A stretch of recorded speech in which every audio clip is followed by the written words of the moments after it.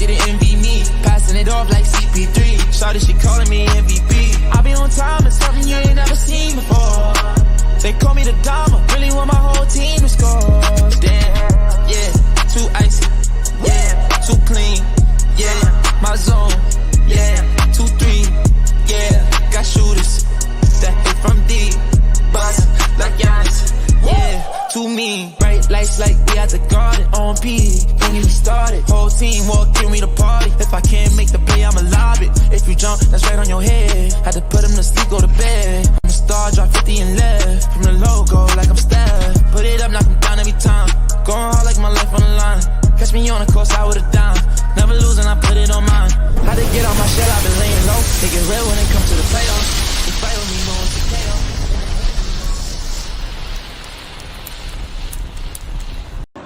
Ladies and gentlemen, from La Casa de los Lobos, the Pit, here at the University of New Mexico, let's get ready to rumble!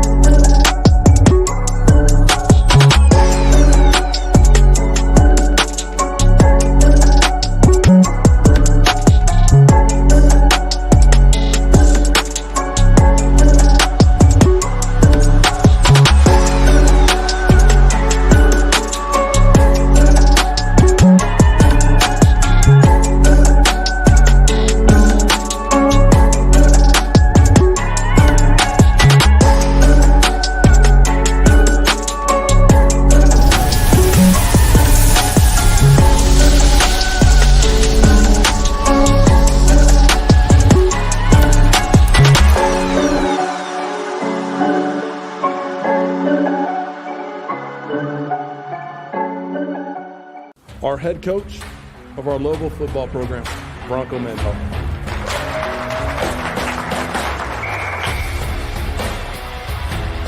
The details themselves with the right preparation can separate you from mediocre competitors that don't do that.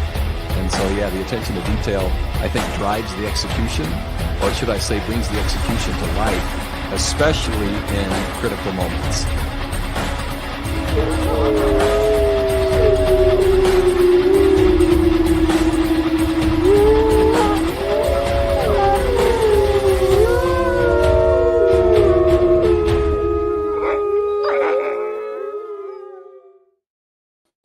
I feel really bad for that Lobo or Wolf at the end of that. Eric, great work.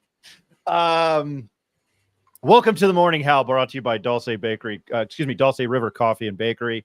Really happy to have everybody on. This is our UNM. The Morning Howl is our UNM football pregame show, and we're also going to touch on other college football games throughout the season. We are officially, I guess it's technically game week for UNM, but we're 7 days out. This week, next time, we will be previewing Montana State at UNM, which in Jacob and I's mind is the game of the year in all of college football. I don't know. I'm very excited. I love college football. I think Saturdays are better than Sundays now. And that's, I don't know. I'm getting older because of age. I'm rambling, but my excitement can only be explained by the character of Steve Latimer in the movie The Program. When he finds out he's starting defense and he's hopped up on steroids and bashes his head into random cars in a parking lot. If you've never seen that movie, it's with James Caan. It was directed by Fred Ward, who I think did Major League and a couple other sports movies. But if you've never seen that movie, it's free on YouTube. It's fantastic. So I'm going to send ambulance chasing lawyer over there, aka Nick Nunez, to watch it if he's never seen it. I'm going to start with you, Nick. Hey, the hair's looking good. We have replaced your dad. How are you this morning? I'm doing well, man. Not quite the ambulance chasing lawyer yet, but getting there with my hairdo. I do appreciate it. And no, like you said, excited. We're 7 days out from 0 week. Got a big game coming up with Montana State. So yeah, ready to talk some UNM football. Those are words I never thought I'd utter covering UNM. Big game with Montana State. And then I'm going to go to all the way from the Bay Area. He's a two-time offensive state lineman for San Juan Mendoza and the St. Pius Stars. He played basketball under Damian Segura at St. Pius. And he is Father of the Year. His name's Richard Thompson. Rick, how you doing today? Good morning, gentlemen. Good morning, Lobo fans. We're doing good here in the Bay, man. Just waking up here, so a little groggy, but already looking forward to next week and to listen to the interview you had yesterday. So glad to be on. Let's get it rolling. Yeah, I wanted to introduce you guys first before I got into other things. You can follow him at NM Sports Capper on Twitter. He knows everything about college basketball recruits. He does know his college football. If you need to know something about an MLB prospect, he's your guy too. Again, follow him on Twitter at NM Sports Capper. His name's Jacob Neff. Jake, how you doing this morning? Happy belated birthday. Oh, thank you. Doing well. Just a year older, and I feel it.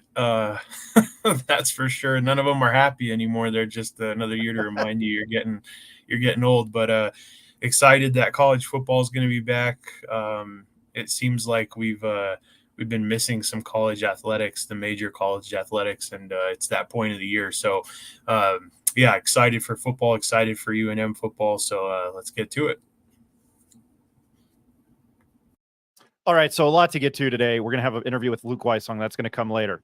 I'm going to do my top 25 college teams. I'm going to try not to bore the hell out of everybody. I'm going to try to make it quick tidbits. I know a lot. I don't know everything about every team. I will say I know that Kennesaw State is the worst team in all of EA Sports College Football 25. So there's that fact. But also, I was the head coach at Texas State. LSU offered me a job, and I would have only not left LSU if it weren't for one school, and that was the University of Miami. Yes, I'm referring to my dynasty in college football because I have no life. I will start with the Gloria. We also spoke to Gloria Nevarez, Mountain West Conference Commissioner. That's a great segue. Yesterday, we appreciate her time. I try to do, now that we've evolved like the Alien franchise, I try to do all interviews live. We appreciate her time, and I'm going to play that interview now. Eric and I had the opportunity to speak to her. It's about 20 minutes, and then I will get these three, Jacob, Nick, and Rick's reaction to it. It was a pleasure talking to her. So here she is.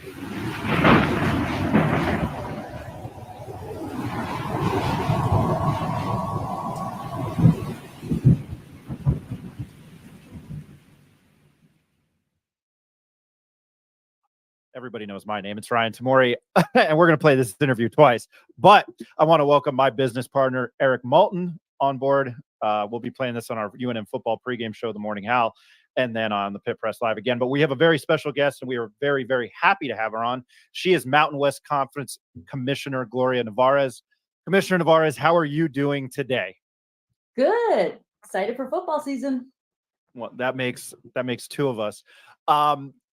Interesting offseason. You have 8 new coaches, and I'm trying not to ask anything that you didn't mention in your state of the conference, but I was at media days and I sort of missed it. I was bopping around because I'm a social butterfly, but you have 8 new coaches in this conference. We are in Albuquerque. We cover UNM pretty extensively in the rest of the conference. I don't want to use the term gift and curse, but is it exciting for you to see 8 new coaches? And then somebody from our end, Bronco Mendenhall, who has, I don't want to say seniority, but he's won in many years of being a head coach and at a high level. When you see the 8 new coaches, does it excite you? Is it a level of concern? What are your thoughts on that? It's really an interesting thing that I've come to learn about the Mountain West is, we have been in that pipeline of the FBS football for some time. I mean, when our schools, presidents, athletic directors, coaches, student athletes have success, they tend to get picked off, lured away. But it also is a testament to how adept we've gotten at rebuilding and continuing to attract and develop talent. And I think that's a really interesting hallmark and something that we haven't talked a lot about, but have really been good at, is finding talent, getting talent to come back, or finding that raw talent and developing it into amazing players, coaches, leaders, whatever. And so while I do like to see consistency, what I've come to learn in my short time at the Mountain West is, we've been able to thrive in some of this turnover, be it, schools coming and going, presidents, ADs, coaches, student athletes. We just keep keeping on. I think that's off the cusp question from what we had prepared, but you've got to be happy to see somebody like Bronco Mendenhall, who was a defensive coordinator here, and then come back to UNM. So that's where I should have went. Pedigree and experience. I mean, you can really expect him to hit the ground running and bring a wealth of tried and true experience and knowledge to the role. I mean, I think it was such a great hire. I appreciate that answer. I wish I would have asked that first, and the rambling that I gave you in the first question. The outlook for the Mountain West football season, the potential to possibly have Boise State's names thrown around. I am very high on UNLV. We had Ryan Thorburn on last night, who covers Wyoming. He threw the possibility, hey, Wyoming's good enough. Look at their schedule. Maybe they could break in the playoff. What do you feel? How do you feel of a potential of one of these teams breaking in and representing, what is it, the group of five in the college football playoff this year? I mean, of course, not a game has been played yet, but of course I'm extremely optimistic. But what I like about, and you probably heard this at Media Day, is our coaches have set up their schedules to make a case for themselves. Now, certainly student athletes, coaches got to get it done on the gridiron, but not for lack of scheduling very, very competitively. We have, out of our peer conferences, the most games against the Autonomy 4 leagues by a long shot. We've got some really competitive non-conference games. And granted, we're not going to come out unscathed, but, if we win some of those, and those that we don't, if they're competitive and we show well, we're going to be very, very well positioned for an at-large. I'm sure you'll be tuned into Boise State at Oregon.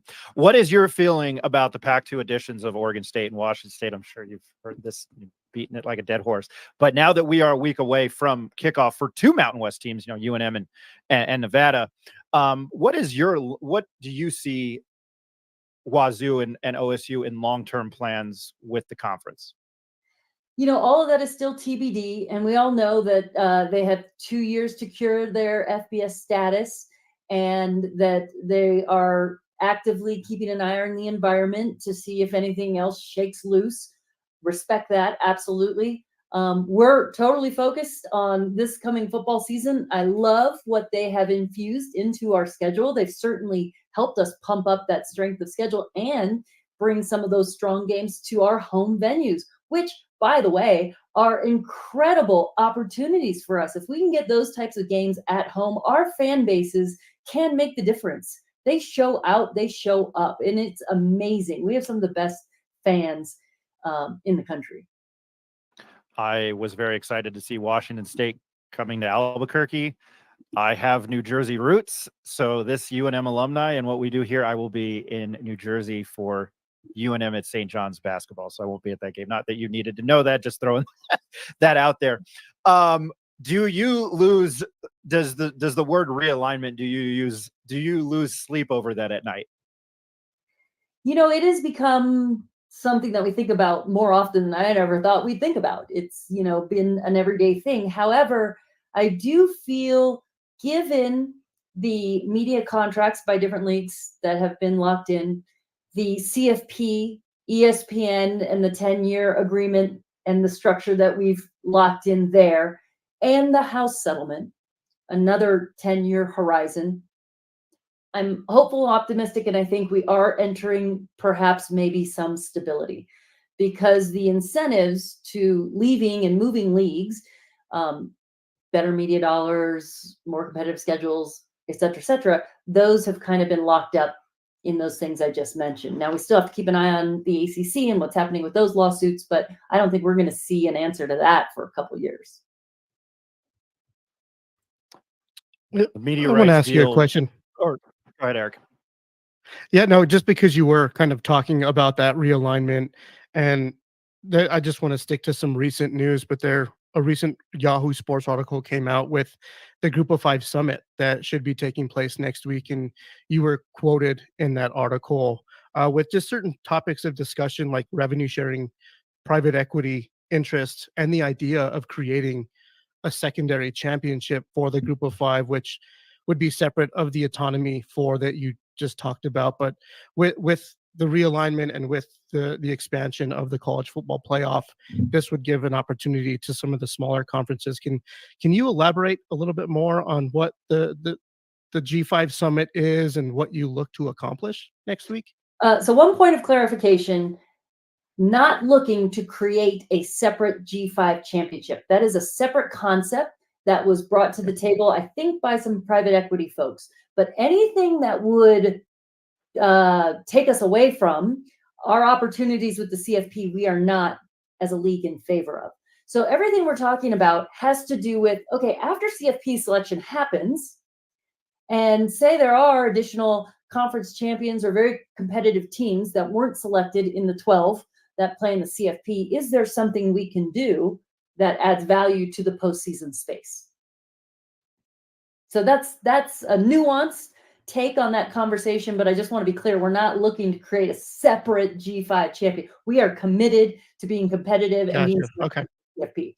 And then so the G5 summit meeting, after we all agreed to be part of the CFP, there are a lot of operational questions that we as a group of peer conferences need to figure out, both in revenue sharing, governance, and some other things. So we are, planning to get together and start those conversations, but also how do we add value to the postseason? Is there something we can do in that space that really is maybe new and innovative and creates something a little bit different or adds value to what we're doing now? Yeah, I think the settlement has kind of shifted or reset the market, if you will, and with the autonomy for, right, I think the number being thrown around is that some of these conferences are going to settle about $22 million in revenue sharing per year that they can contribute to student athletes, which when you consider a school like UNM, which we cover, or any other Mountain West member, I don't think that figure fits comfortably in someone's athletic budget, right? So what can the Mountain West do? And what's your perspective with how do we, or how do you make the Mountain West more competitive, more attractive to some of the higher end athletes considering to go to school there? And I will say, there's always been a gap between us and them. And we're not going to try to close that canyon. But as long as we have the ability to compete, we will participate in some manner that fits each of our schools, be it revenue sharing or name, image, likeness. All of that, we need more information from the NCAA and those who settled the name defendants in the House about how we can do that. But to a school, all of them have been committed to being in that space somehow. And again, back to your point, have we always gotten the, big name recruit? Sometimes we do, but maybe not all the time. But we've really been able to balance how our resources attract really high level talent, but also cultivate and grow talent, which I think is an important part of who we are in educating young people through sport in higher education. And so while that is a huge change in our industry and how we do things, we've always have been competitive on that other side of the canyon. And I don't see us stopping our desire to do that. Certainly gets more challenging, but I think our schools are up for the challenge. Yeah, I think facing some of those challenges, schools have kind of taken upon themselves and partnered with local NIL collectives. Now, I didn't attend the Mountain West Media Day, so I wasn't able to hear your initial speech. But what is your perception of the NIL collectives? And I think some universities are willing to work with the collective more in a partnership. Some prefer to keep it separate and will operate as a third party. And then, there's just more and more information coming out where universities and athletic departments are actually hiring collectives as a general manager to kind of operate those budgets and to develop programs and different strategies to formit like NIL. But where do you sit with that, and how does the Mountain West get involved to help support it? Well, and just for those that aren't as deep in it every day as the rest of us, the collective started because the NCAA, through losing lawsuits, allowed student athletes to monetize their name, image, likeness, but prevented the institutions from being involved in that. So collectives sprung up, and there was a bright line that institutions could not be involved with collectives. The House settlement has now said institutions can be involved and have put some parameters around that, which I personally think is a good thing. It helps keep accountability to the collectives, but also provides protection and education and for the student athletes. So what you're feeling right now is a lot of schools gearing up to enter this new world under the House settlement, in which they can get in and be involved with collectives. So like you said, there's a lot TBD.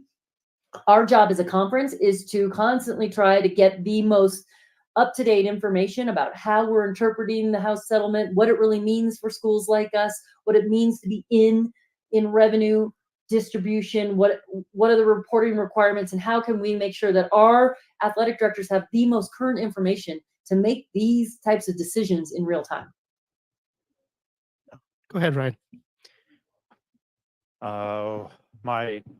As you were answering that question, I was staring at my history degree from UNM and wish I had gone to law school or business school because my head wants to explode. So I'm going to ask you, kind of reverting back to, and I know it's 4 or 5 months later, the success and the national attention and the eyes on college basketball. I know this is kind of a generic cliche question. I don't think, I hadn't spoken to you since last conference football media days. You're a busy person. And as I jokingly say, this is a rinky-dink podcast, but we're also live now, but in the Albuquerque area and online. But you had 6 teams get to the Division I NCAA tournament. You've had a team that played for the national championship within the last 2 years, albeit UConn's success and what they've endured and what Danny Hurley's done there. But when you see that and you had those eyes on the conference, you're just, looking back on it, your thoughts though. That was an incredible year, and a testament to the coaches and student athletes, because again, a lot of those teams were rebuilt. They lost a lot of talent from the previous year, but yet they came back just as strong. The scheduling the coaches did was incredible, because scheduling is a very important thing to being able to be selected at large in any sport. And they built very competitive schedules. They got it done on the floor, and they got it done in the tournament. And so from our perspective, our tournament, I have been to a lot of sellout basketball events, and that Mountain West tournament was the most exciting, electric, and I attribute a large piece of that to Lobo Nation. They came in droves, they showed out, they brought their flags, they were on their feet, and it just lifted the roof off the building. But also they tuned in and they showed the selection committee and they showed the national audience what our basketball can be. And we definitely performed in the tournament as well. So from my perspective in a league, that you can't ask for a more wonderful season, but it's incumbent upon us to continue to stir that up, to make sure that we're getting the coverage, to make sure the selection committee knows the ins and outs of what's happening on our teams and how we're coming back just as strong. I really appreciate that answer, because you stole the thunder for my next question. Go ahead, Eric. Yeah, like on the topic of coverage, right? The newly Turner Sports deal covering Mountain West football, I think it's actually going to pay the conference pretty well, and increase the overall exposure from a national televised percept. Anything in the works on basketball? Because basketball has been at the forefront of this conference and has been really successful in the past, not taking any thunder away from football. But is there anything coming down the pipeline, maybe in a TV deal for basketball? Well, one thing to mention about the TNT deal is, we're in the middle of our current TV agreements. They don't expire to 26. So having this agreement come to fruition in the middle of current contracts is a really different and special thing. And I think that's a testament to the great product that our student athletes put on the field and on the courts. And so we couldn't be more excited about TNT coming to the table. But also they'll be streaming on Max as well, which will be a great beta test for our fans and programs to see, how that works. We certainly have our Mountain West network that is very well produced and free to the public, but it'll be a great way to enter that space for us. This deal came together pretty late, mid-contract cycle, right before the football season. So we're still in discussion mechanically about operating and getting the football piece of it done. But basketball is always on the table and something we're always looking to increase exposure and continue to get more product out there for fans. Yeah, it's exciting. Once again, the business aspect makes me want to, my head explodes. So I'll try to stick to terrible jokes and understanding the radicalization of this country and how it was founded. Anyway, just lastly, Commissioner Nevarez, and we appreciate your time here on the Pit Press and the Pit Press Live. You grew up in the Bay Area, grew up in Santa Clara. How did you find yourself playing? I mean, I kind of know the answer, but how did you find yourself playing basketball at UMass? I ask myself that quite often. And it's actually a pretty funny story. I had a recruiting tape, an actual VHS tape. I don't know if people even know what those are anymore. And we are old enough to know. We're not. So I grew up on VHSs. I'm sorry to interrupt. Go ahead. Right. And so I was playing club softball at the time as well. And a lot of my friends had been playing softball at UMass.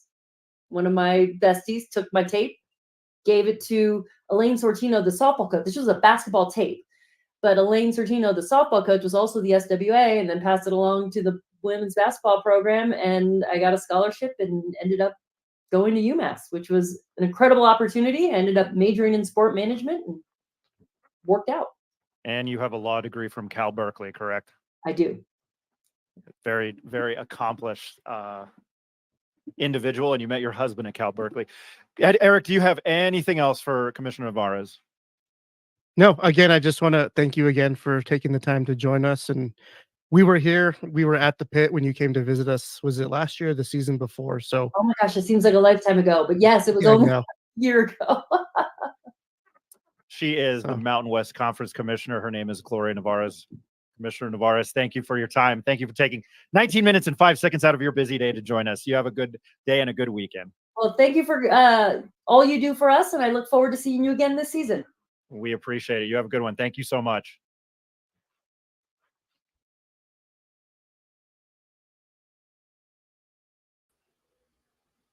All right, super happy to have Commissioner. As I had my looking at that, I was Rick. After all we took away from that, the first thing that popped in my mind was she had an N1 mixtape on VHS. Pretty classic, man. Pretty cool to hear that, and that's how highlights got passed around at that time. I remember watching the N1 mixtapes on VHS, and my cousin that played college football at Syracuse also had a tape that his dad put together with the camcorder. So, yeah, those were the days, man. Neff, I'll go to you on this one. When you hear, sorry to put you on the spot, when you hear a Group of 5 playoff, which Yahoo had a story, and the story was done by Ross Dellinger. He's a senior college football reporter there. I've heard of him. I haven't read much of his stuff. I was trying to read that yesterday. I mean, how would you feel about a Group of 5 playoff? Because I told Eric once we were done talking to her, and she put a kibosh on that immediately, which is, more incentive for them to get into the big dog CFP, if I understand it correctly, because I'm a moron. But if I wouldn't be opposed to a Group of 5, like 10 team or 12 team, maybe I don't, you probably have a total like 40 or 50 teams in that. You would probably have the Mountain West, the American, the Conference USA, Sun Belt, the MACtion. I wouldn't be opposed to it. And I know I would rally. I'm putting on my Lobo fan hat here. I would definitely rally around UNM making a run in that tournament, in that playoff. How would you feel about it? Well, yeah, I think, it goes to the whole revenue portion of it. They're never going to say no to another tournament that will bring more revenue into these conferences, more exposure to some of these teams that don't get on the national stage as much. But I think it's a good idea, right? It's a way of, it kind of would be like a 1B if you kind of think about it, like a 1B type of playoff thing. But I think it works good for some of these smaller, not smaller conferences, but some of the teams that would be left out of that. And it also makes the focus stay on not expanding it too much, right? Like we don't want a college football playoff where it's going to take 6 weeks to complete, I think that would just be overkill. So it kind of focuses on two different tournaments, but it also gives everybody a chance to participate in, a tournament, so to say. You know what I mean? It's going to be a long, if just looking at it from a Lobos perspective, it's going to take a really long time in my eyes for the Lobos to, get into a college football playoff. It's not just going to be overnight, you know what I mean? But something like that gives them hope to make, a tournament like that, in the upcoming years, if we could turn this around. So I think it would be a good idea. And yeah, as long as we don't go too much bigger in the college football playoffs, I think that it keeps its, kind of like what basketball's talking about right now. We've talked about this on prior, like 164 team tournament. It's like at that point, it's like everybody gets a trophy. You know what I mean? And I don't know. I grew up with you having to earn your spot and everything. So I think it just gets a little convoluted when you start doing that, and you don't have to really perform to make it. And then scheduling goes out the window, all that kind of stuff, because half of the teams in sports are making a tournament, right? So I think it's a good idea. I think it's something that could bring more revenue to the conference, to some of these schools, and put these schools that don't necessarily get a lot of credit on a year-to-year basis on the map. So I thought it was interesting, and I thought it was a pretty good idea. And she was great. What a great interview with her. You don't get to see her very much in the spotlight, and I thought that interview was awesome. So great job on that, guys. Yeah, I want to throw a special thanks to Phil Perry of the Mountain West Conference. He helped us out with that. Obviously, we've been at the media days, 3 of them in the last year.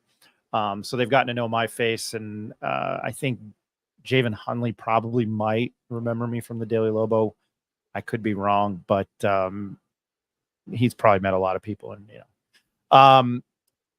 I will go to the lawyer on this one. When you hear all of that, because she's got a law degree, how do you decipher? I don't even know what question I'm answering, Nick. I just wanted your thoughts on it, but how do you decipher that from all the legality? Yeah, no, there's a lot there to unpack, Ryan. The legal side, the legal piece of it aside, I think, what does it do for postseason competition in college football with bowl season? I mean, the bowls partner with the college football playoff. We still have the Sugar Bowl, all the traditional bowls, but like some of the smaller ones, the New Mexico Bowl, the Idaho Potato Bowl, the Holiday Bowl, all of that stuff. I mean, if we do have a group of 5 college football playoff, or whatever you want to call it, I mean, are those bowls going to partner with the G5, and how is that relationship going to work out? I think it's something that's exciting. I love bowl season. I love the New Mexico Bowl. I try to go every single year. I think Jeff Symbieta does a fantastic job. That being said, I think most college football fans would want to watch a condensed tournament with 12 teams. You have the big college football playoff, the group of 5 get a couple at-large bids, hopefully. But then you have, some good competitive group of 5 teams that play in a 12-team playoff.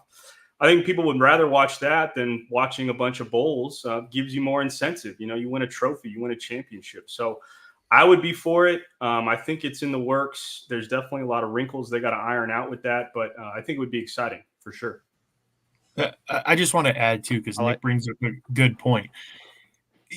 We're starting to see college football lose its steam in bowl season because of the sitting out and because of the non-relevance to some of these bowl games. It adds relevance to some of these schools to keep their players continuously playing throughout the remainder of the season, because they don't get that spotlight, right? They don't get that ability. There's not very many people that would sit out bowl games from some of these schools, right? So you'd still have quality football at that point of the year, where right now we're losing steam. Even some of these smaller schools that are making bowls, if they even have a chance at getting drafted, they're like, I'm not going to play in the bowl game because I don't want to risk injury potentially and give up my chance in the NFL. But if you could find relevance like she's talking about to make more teams relevant in these things, it would make better for the postseason of college football, because I think in the last 2 years we've lost a lot of steam. We start watching bowl games where we have third string quarterbacks playing because someone's already transferred out and the first string quarterback is going to try and make the NFL or whatever the case is, right?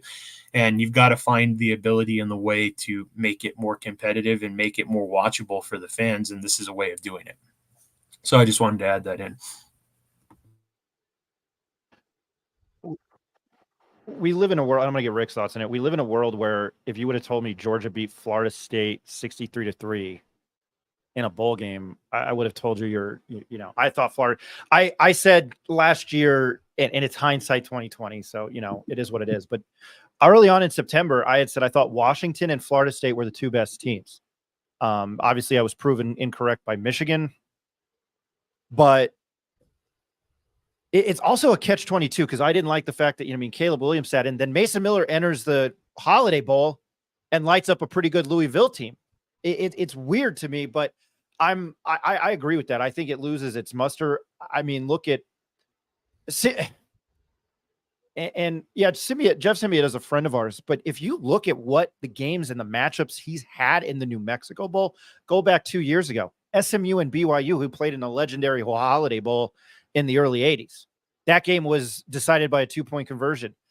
He got New Mexico State up here last year with Fresno State, and I thought Fresno State could have cared less, and they came out and, uppercutted New Mexico State, much to the enjoyment of Lobo fan in the face. And, that, Jacob, how how much I loved watching that New Mexico State team last year. And the one thing that sits in my mind is Jerry Kill. They were about to win the game. The game had been won, and a defensive player made a boneheaded play, and he put his finger right in his face. I love that.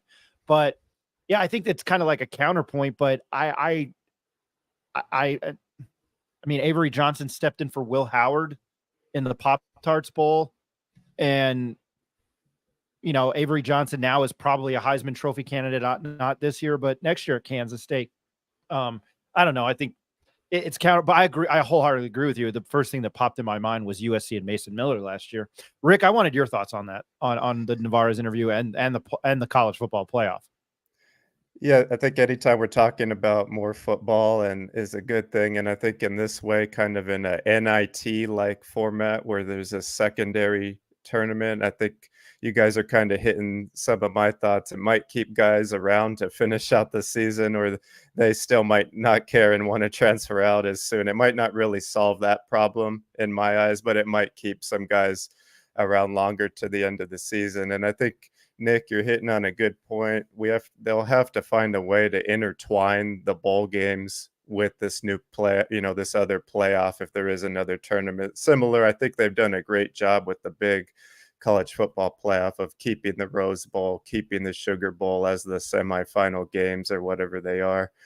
But listening to the commissioner talk, I'm just really happy that she's the head of the Mountain West. I have all the confidence in the world hearing that interview and just obviously hearing her speak the last few years. But just the plans that she kind of sees for the conference. And it was just interesting to really break down that they're not looking to get out of, the big playoff format. They want to still be a part of that, but they're looking for this additional playoff. So I think it's a great idea. And aside from that, just Gloria, and looking back on her career and where she's came from, is just, I really respect everything she's accomplished. She went into San Jose State with one of her first jobs as a compliance officer. And what it sounds like is she established the whole sports compliance department there by herself. And, that's nothing to forget about, on top of her other accomplishments, but just really a smart individual. And it sounds like a great leader with great experience. So just happy that she's going to be guiding the ship of the Mountain West. And it sounds like it still should be successful moving forward, even with all these other changes. No, I think she's done a phenomenal, if I can produce the show and talk at the same time, I think she's done a phenomenal job. And I don't know, she comes across, very nice. And I for some reason, I always think of, I know he wasn't the commissioner, but they're the face, in some ways they are the face of the of the conference and they represent it. Sometimes I still think about Paul Krebs and how Eddie Nunez is out shaking hands, when you represent something. I hope you see where I'm going with that. What I wanted to do very quickly before we get to Luke Wysong, and I want to get Rick's thoughts on Luke Wysong. We're high on him. We're hopefully going to get Ben Wysong to join us every Tuesday to break down games. But what I wanted to do was, where is it? Here it is. So this, just for representation, I know this isn't great live television show, whatever. Tuesday, December 31st, all the quarterfinals are your New Year's Six, the Fiesta Bowl, the Peach Bowl. This is, Nick, what you were talking about, the Peach Bowl, the Rose Bowl, the Sugar Bowl. They kept the Rose Bowl. I don't think the Rose Bowl will ever be a semifinal. They kept the Rose Bowl a quarterfinal to make sure that it is always played on January 1st, which that is, to me, is a holiday within itself. Rick, you and I were talking to Andrew Baus from the college football tour. He's coming to UNM next week. And, that's just, at least they kept some tradition. And then this year, the playoff semifinals are the Orange Bowl and the Cotton Bowl on Thursday, January 9th and Friday, January 10th. I know that TNT gets a game on Saturday, December 1st. So that's a big deal for them. But I thought I've just always thought there should be, when you go back to the 80s and 90s, I've been rewatching stuff and I know a little bit about it, but when you think about, I rewatched the U on ESPN, 30 for 30. I really don't care for ESPN. They do two things right in my mind: College Game Day and 30 for 30. And it's like some years they had one pinned up against three, and one year Miami was two and they played Alabama at number 6 in the Sugar Bowl, and Miami ended up winning the national title. I think at least what the BCS and the college football and the Bowl Alliance was kind of horseshit. I know, to me, it gives us a true champion. And I know you're kind of piggybacking off what happened 2 years ago with TCU. TCU still beat Michigan. And I know that there's a lot of, well, thanks, committee, you gave us that game. In my mind, and I know they lost the Big 12, at least TCU, I thought TCU earned the right to show up and get ass blasted by Georgia. But I don't know. I still thought they earned the right. Before I let Rick go, because I know Rick's got to be somewhere, I wanted to play a Luke Wysong interview and get his thoughts. This is Ed Nunez and I talking to redshirt junior redshirt wide receiver for the Lobos, local kid, Cleveland, coming off injury, and Ed and I were able to talk to him at Mountain West Conference Football Media Day.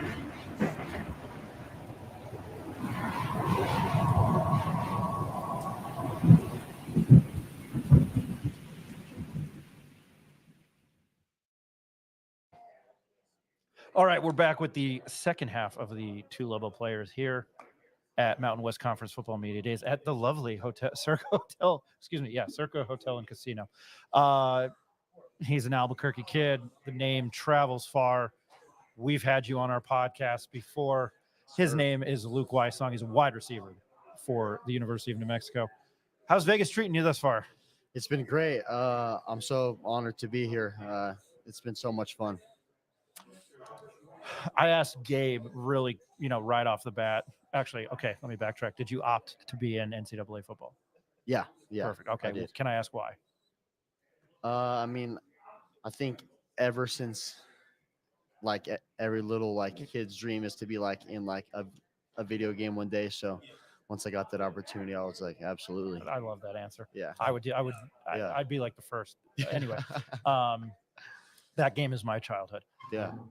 I asked Gabe the same question, man. What has the Bronco Ed's been saying it the whole time, and now I'm regurgitating it. What has the Bronco Mendenhall effect been? Everything. It starts from the little minor details to the major things. From our locker room being clean, the way our facilities look, the standards and character of everyone in the building. and just like leadership. Like his leadership is like outstanding. It's like nothing like I've ever seen before, and it just comes down to a bunch of things, honestly. He teaches us so much life skills on a day-to-day basis, whether it's in like our team meetings and stuff like that, or just in practice. And we could take things from every aspect of things that he tells us and apply it to our regular life, relationships, potentially becoming a father, having a family one day, and stuff like that. So it's not stuff just about football, it's how to become like a better person. I try not to be repetitive, but you have caught passes from Devin Dampier. How special of a quarterback is he? Yeah, I think Devin is outstanding. The way he works is something that has stood out to everybody. The way he carries himself, he's definitely a comical guy that loves to joke and stuff like that. But I think having Dev on the team serves us a huge advantage. He is really unpredictable in his play style, and is very electric in everything that he does. He makes things happen on all downs, and I think he's just a very hard person that teams are going to have to game plan for. Ed, do you have anything? I do. You know, you mentioned Devin Dampier, and Dylan Hopkins was a pocket quarterback. And he had solid arm, one of our better quarterbacks that New Mexico's had in a while. Only played here one season. New Mexico's been looking for a solid quarterback at that position for a long time. You know, Miles Kendrick, they charged the transfer from Kentucky, and things didn't mix. The chemistry wasn't there. Now, it sounds like Devin Dampier, is going to be that player, the former Max Preps Player of the Year in Arizona. How have you had to adjust your game? Because he's a scrambling quarterback. He's going to run out of the pocket. Sometimes you're going to have to come back for the ball, and break off some of your routes, block. Yeah. How have you had to adjust your game a little bit according to his talents?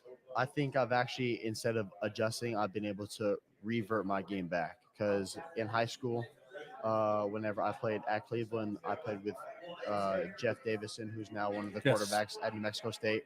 And Jeff plays basketball. He was a good basketball player, too. I remember Jeff. Yeah, for sure. Shifty guy. And Jeff was never like a pocket quarterback. He was always scrambling, running, throwing it on the run, like waving his arm, telling me to go places, throwing it to different spots in the field. So I feel like I've been able to go back to how I used to play, and I love playing like that. You get to be able to play more freely, and you get to make things happen whenever people think things are going bad. Like, you could actually make things so much better, honestly. And I honestly think that's such a fun part of the game too, is being able to make things happen that are like unpredictable and just kind of like out of the blue, and not just ordinary routes and stuff like this. So, talk about your receiver room. You got Caleb Medford. You also got Sean Miller, a transfer, and Nick Trujillo, from Cleveland. Nick's a heck of a receiver, heck of an athlete. That was a track star, basketball star. Yeah. Talk about the receiver room that you guys have. Yeah, shoot, we have so many guys in that room, and I think we're so deep at all of those positions. Literally, every one of us in that room can play and can ball, and I think we all have different attributes that we help each other learn and grow from. And I had a talk with Caleb and Ryan Davis a few days ago, and we were just talking about how like each one of us brings something different to the table, and how we're each benefiting from that so much, because we get to learn from each other, see them do this, and then try it out in our own game and see if it works, and then try to tweak it a little bit to get it to bend and mold to add it to our game. So I think that we have so much talent in that room, and not a lot of. I'm just waiting for people to be able to see all the work that me and my group have been able to put in, because I know how hard we work and all the extra hours that we put in. So I'm just really excited for all of us to be able to showcase what we could do. One other quick question for you. You played for Heath Ridenauer at Cleveland, and Coach Ridenauer was a quarterback's coach for New Mexico the past 2 seasons, has returned to Cleveland as the offensive coordinator. And now Coach Ridenauer, I know, is a high school coach, but had success at Cleveland, very big success. Yeah. Talk about the comparisons between him and Coach Mendenhall as far as football culture goes? Yeah, I think him and Coach Mendenhall have very similar coaching styles. I think their beliefs in attitudes, leadership, and preparation and toughness and ability are all very similar. Uh, and like Coach Mendenhall always says, everything's earned, not given. That actually used to be kind of one of our mantras at Cleveland also, and it was just so much stuff at Cleveland that is very comparable to how it is now, to how challenging the workouts are, to the high standards, to the the leadership, the talk, the like passion and like emotion that is like not only being heard but being felt by the players whenever like the coach is talking and stuff like that. Like attentive, like up in the chairs, like eye contact, like just like paying attention and stuff like that. So very similar, and I mean that's what you honestly need to be successful is a strong-willed leader, and I think that's definitely what we have. I asked Gabe the same thing. Guys picked 11th. For you, how does that create a chip on your shoulder? What does it do for you? Where's that motivation? Yeah, I mean, I don't really care at the end of the day what other people think. I mean, everyone could be enticed to their own opinion and like whatnot. Like people could think like what else, but nobody really knows like what we've been working towards and like how hard we've been working, like all the things that we do on a day-to-day basis.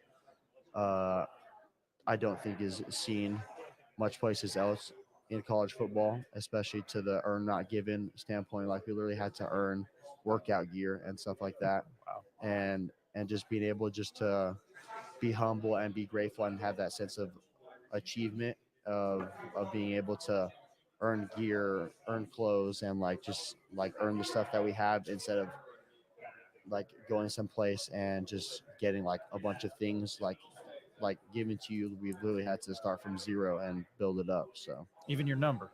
yeah, for sure.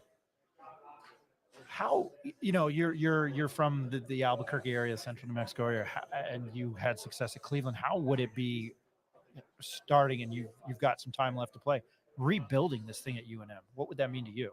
Yeah, I think that would honestly mean everything. I think I care about it so much, but I think that the people of Albuquerque and New Mexico, I think it would mean way more to them than I could ever even imagine. And even though that I'm from there and I'm a representative of New Mexico, these people have been just starving for a good football team for so long, and I think that being able to bring that to them would do the town so much justice. And like I just think people would be off their seats, so excited to go out and do stuff, be so much more positive, be so much just maybe happier around the town, more lively.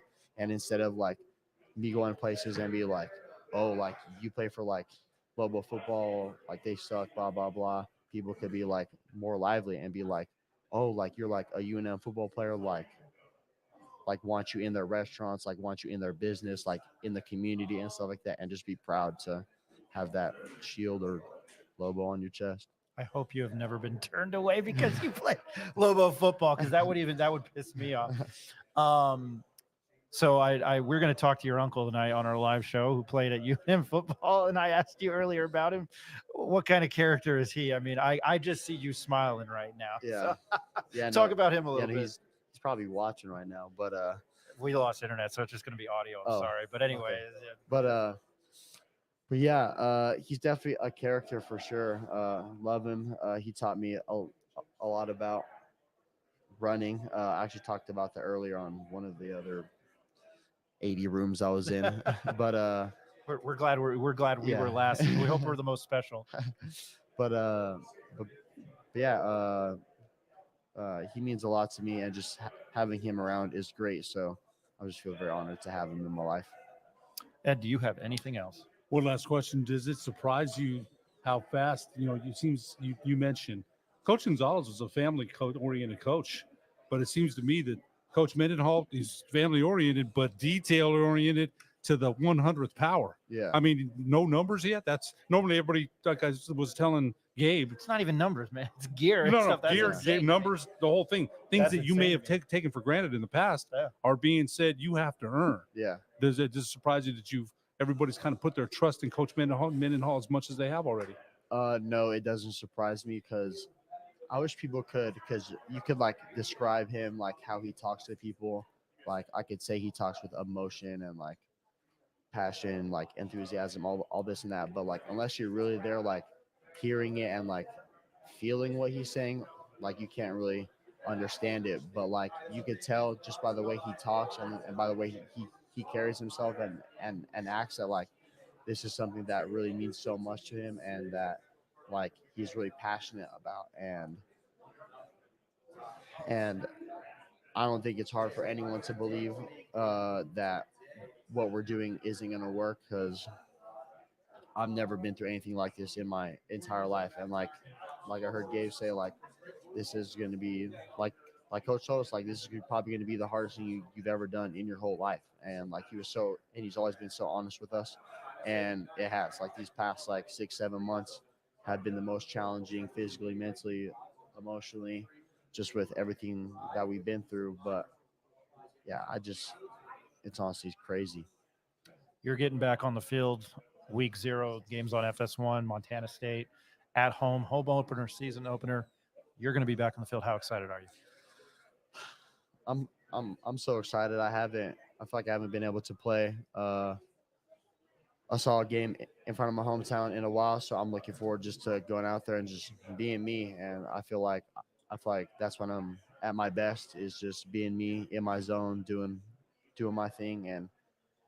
And honestly, everyone else, like I'm so excited for all the fans to see everyone like that we've like brought in, like the new people on our team. We have like so many guys that not one like that people barely even know about, that like people just wouldn't know until like you see them play. You're like, oh my gosh, like who is that kid? Like where did he come from? And I'm just so excited for all of them, because we have some guys with some like real talent on our team that I think can really showcase a lot. So I'm just really excited. He is a wide receiver for the University of New Mexico. His name's Luke Guaisong, not Rio Rancho High School, Cleveland High School. Hey, man, we wish you the most of the best of luck. Hopefully we'll talk to you during the season. Thank you for another 14 minutes out of the 80 rooms you were in today. Yeah. Appreciate it, man. Yeah, Have a good one. I appreciate it. Good luck this season.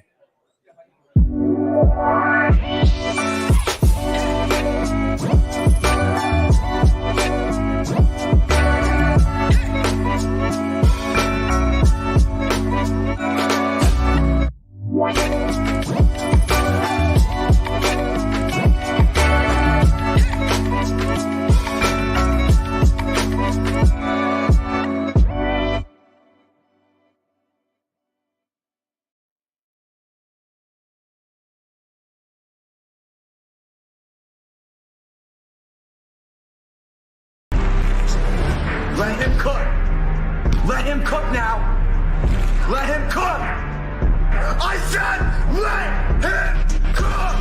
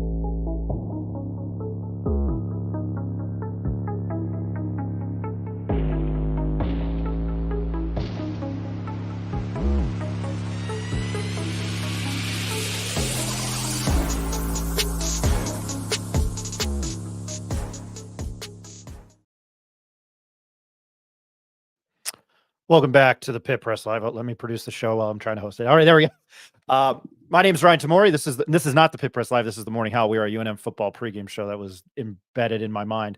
We appreciate everybody watching. Quite a few people watching on a Saturday morning. Nick, I'll start. Rick had to jump off. Rick Thompson. Richard. But Nick Nunez and Jacob Neff are joining me. Nick, I'll start with you. What did you take away from Luke Weissong's interview? That was your dad and I talking to him at Mountain West Conference football media days. We've talked to his uncle. Ben's probably going to be joining us a lot more during the football season. He played linebacker in Lobo there, the Lobo position there. I think the consensus is I took two things away. And the consensus, that was when I first learned that they even had to earn their gear aside from their numbers, which talk to a lot of football players. That's not a reality or anything you do or kind of in any sport.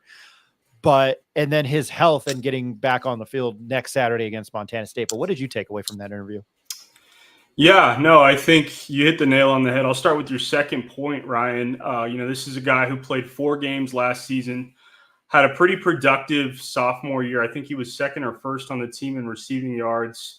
His freshman year, he returned that punt against Colorado State for 63 yards for a touchdown. So I think Lobo fans really just want to see a healthy Luke Weissong. One of the themes of your guys' interview was, he's a hometown guy from Cleveland. He had a lot of success. I think he was Gatorade Player of the Year his senior year, if I'm not mistaken. But as Lobo fans, everybody wants the hometown kids to succeed. And that goes back to the Rocky Long days with the guys that you guys have had on. Dontrell Moore, Mike Mahoric, Hank Baskett. All those guys are New Mexico guys. Luke Weissong is UNM's 2024 version of a New Mexico guy that we all want to see do well. When we talked about him a couple weeks ago, Ryan, we mentioned that he was named on the Paul Hornung, excuse my pronunciation of that, award watch list. We hope to see him be dynamic on the football field, not just as a receiver, potentially as a kick returner, potentially as a punt returner. He's got a lot of speed. And so the hope is that he can stay healthy.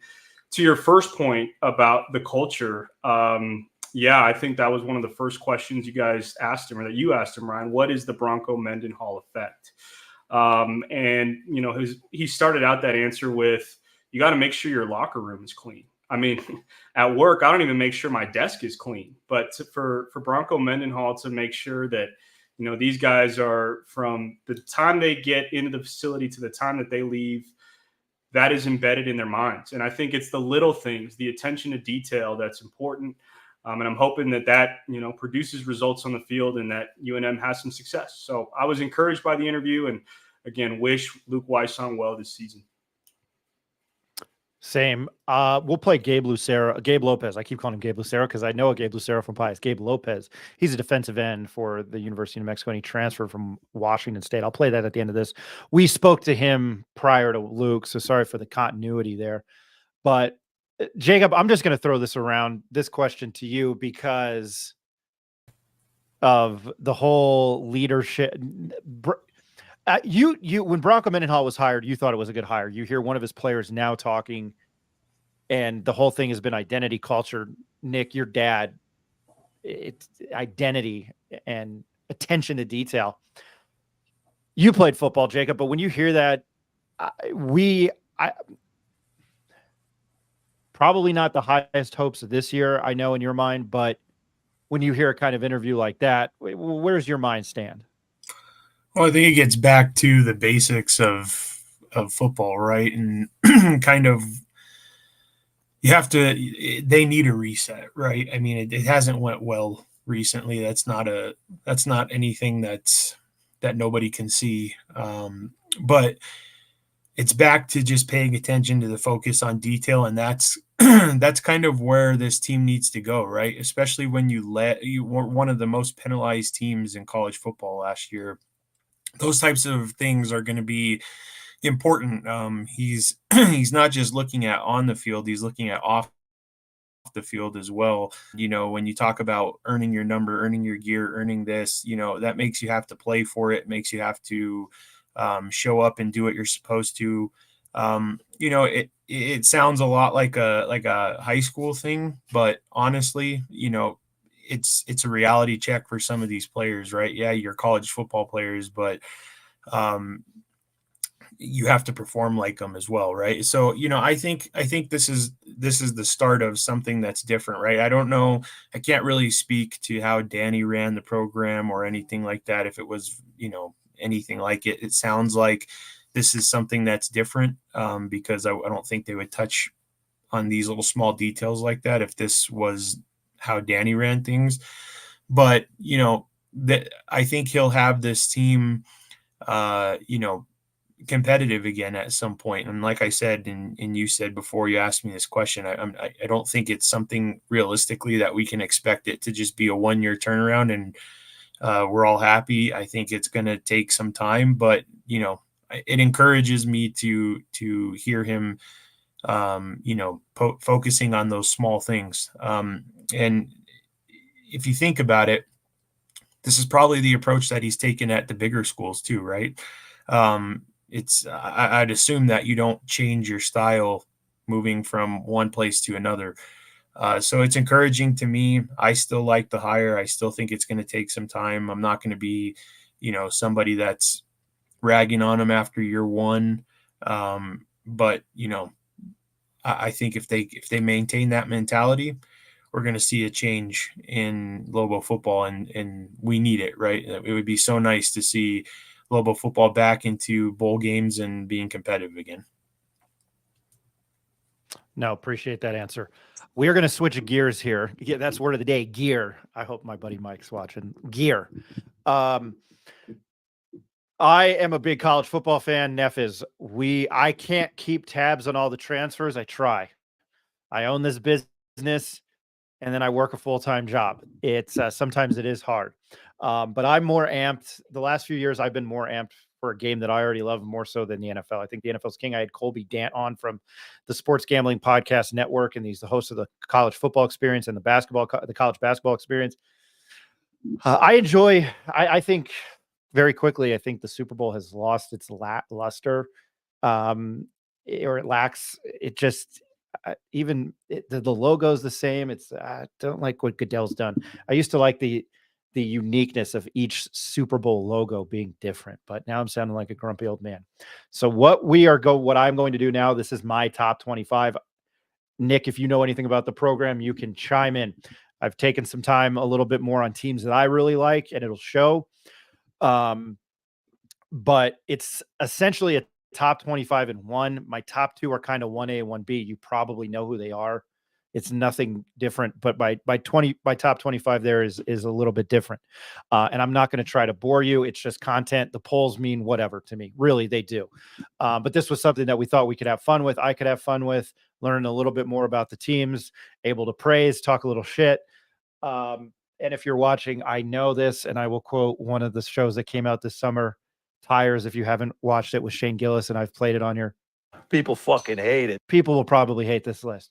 So I will start here. And again, after this, we're going to go with Jacob and who he likes for the Heisman, dark horse, maybe throw in our game of the year, which is Montana State at UNM. But feel free to chime in, Nick and Jacob. And I know Jacob with. I will start here with this song. And I know people are going to think I'm crazy, and I'm already seeing Rudy Chavez in the comments. And if anybody from Boise is listening, I got to go with Elvis. 26, UNLV. Again, it's a top 25 in one, or 1A, 1B at 1 and 2. Shocking, I know. The QB might be the weakest link. They're losing Jaden Maiva. He went to USC, but they have transfers. Matt Sulka, he came from Holy Cross, and Haj Malik Williams. He played at Campbell, the Fighting Camels. You have two FCS quarterbacks coming in. This go-go offense. We talked to Ricky White III about it. You can find that on our or on our YouTube page. Pit Press, hit, click, like, and subscribe. Do all those good things. But they're just talented all around on this team. You have Jacob De Jesus, who's a phenomenal. He's going to be a number two wide receiver next to Ricky White III, but he's a phenomenal kick returner, a phenomenal punt returner. They have Jaden Thomas at running back. He had over 500 yards. He was a freshman. He had over 500 yards rushing, 12 touchdowns. Their defense has 7, not 1, not 2, not 3, not 4, not 5, not 6, 7 returning starters. Nick, your dad and I had the pleasure of talking to Jackson Wooder, the linebacker, 6'3", 225. He is chiseled by a gay Greek god. He was awesome to talk to. He came from Arkansas. I have a man crush on him. I think this team is going to be really good. And if you are talking to them, they believe they are a college football playoff team. Their bumps in the road are going to Kansas, UK, and we'll talk about KU. They are playing not in Lawrence this year. They are playing in Kansas City. They are playing at Arrowhead Stadium or whatever it's called now, home of the Chiefs, because of renovations to their home on campus. And then they get Syracuse at home. They open up at Houston. Nobody knows what Houston really is going to be. But I'm really pretty much, I think I'm going to get a lot of flack from Boise. I think that they are a phenomenal team. Jacob, I just wanted your thoughts on that, because I know that you think they're a dark horse for Mountain West Conference team of the year, or Mountain West champion. Yeah, I think they could be. Obviously the quarterback's going to be the situation there, and see how that plays out. But I mean, the wide receivers, if the quarterbacks can get those guys the ball, I mean, White's going to be in the NFL next year. That's without a doubt. And then Jesus is going to be probably the special teams player of the year, to be honest with you. He's unreal. And I just think that, with the momentum they built last year, this could be a team that you see take off. And when I look at them, they're a well-built team. And like you said, 7 returning players on defense is going to be key for them. They'll need to step it up on the defensive end a little bit this year, because we know they're going to be able to score, but they're going to have to be able to take advantage of that and stop, the opposing offenses from turning into shootouts. But yeah, I like this team a lot. I could see this team being the winner of the Mountain West Conference. They would actually be my pick preseason to take it. And that's just because I feel like, if those quarterbacks come in and, right now that's the gray area with this team. If we see them performing well, this team's going to jump off the table at people, just because they have a lot of next level talent on their team. And Nick, I'll get your thoughts, because they're a Mountain West team, and I'm sorry to go to Athlon, but because I didn't have the schedule in front of me. Boise State plays UNLV there on October 26th. That is probably the game of the year, and UNLV gets them at home. There is real belief there, and Barry Odom is a good head coach. Depending on what happens this year, there is real belief there that they are I know this sounds bonkers. They believe they are a college football playoff team. They believe they can represent the group of 5. Nick, and Jacob DeJesus is probably an NFL player too. He's probably a late draft round pick because of the speed he has, and if you get him in open space. Nick, what do you know about UNLV? I'm asking you this specifically because they are a Mountain West Conference team. Well, one, I think they probably play in the best facility in the Mountain West, so that never hurts. Looking at their record, or looking at their schedule last year, I mean, they made the Mountain West Conference Championship game, lost to Boise State. I actually watched that guaranteed rate bowl last year that they had against Kansas. That was one of the more entertaining bowls of the bowl season. They kind of petered out, right? They lost 3 in a row to end the year last year. They do have a lot of returning pieces, as you guys have mentioned. I think I did listen to the interview that you and my dad did with Barry Odom, and this is a confident team going into the season. They have the pieces. The quarterback is a big question mark, but I think they have some guys returning on the offensive line. So I think they're going to be in the mix to compete for a Mountain West championship for sure. No, I'm excited to watch this team. I'm excited for their first week 1 game at Houston. I mean, if they win that, Kevin Garnett, anything's possible. Well, we really switch gears here to Punter University with Iowa. I have them at number 25. The Aussie punter, Torrey Taylor, was taken in the 4th round last year. I didn't really pay attention to the NFL draft. I think the NBA draft and the NFL draft are kind of stupid. I know that's a hot take. But Kirk Ferentz has been at Iowa for 26 years. He's built stability. The defense will be rock solid again, with many guys returning who started. Cade McNamara, Michigan transfer, is now their quarterback. I think Iowa, you don't want to play them because of their offense. They fired Brian Fer. The AD fired, I think, Kirk Ferentz's son last year with 4 games to go. You don't ever hear that. But I think, again, solid. They won 10 games last year. If this offense can somehow spark anything, they might be a force to reckon with in the. I know they get made fun of a lot. I'm guilty of it. But when you play defense like that, it is what it is. And again, Jacob, you can chime in at any time if you have nothing to say at all, Phil. But I feel like you would jump in and make fun of the punter here. Yeah, well, he's actually really good, and it's funny because he got a lot of chances to show who he is. Because this offense is like, anemic. Watching paint dry. Yeah, it's unbelievable. If this team could ever get a solid offense, my goodness, they would be tough to beat. But I think we're going to see a lot of the same thing this year with them, which would prevent them from potentially, moving up in the rankings. It's just going to be a defensive dominated team that hopes to get whatever they can out of the offense. Right. And, but the good thing about Iowa is their defense keeps them in every game. So, they're not out of any game because of that. So they're a team that could really skyrocket, or they're a team that could, just stay afloat like they are in your top 25, right? Just right at the cusp. Right. That's why they're there. Number 24, a team that I'm really high on. And when you see that logo, obviously you don't think of football. What Lance Leopold has done there has been a fantastic job. I'm going to be high on a lot of these coaches because I think they've done a good job. I'll get to Michigan.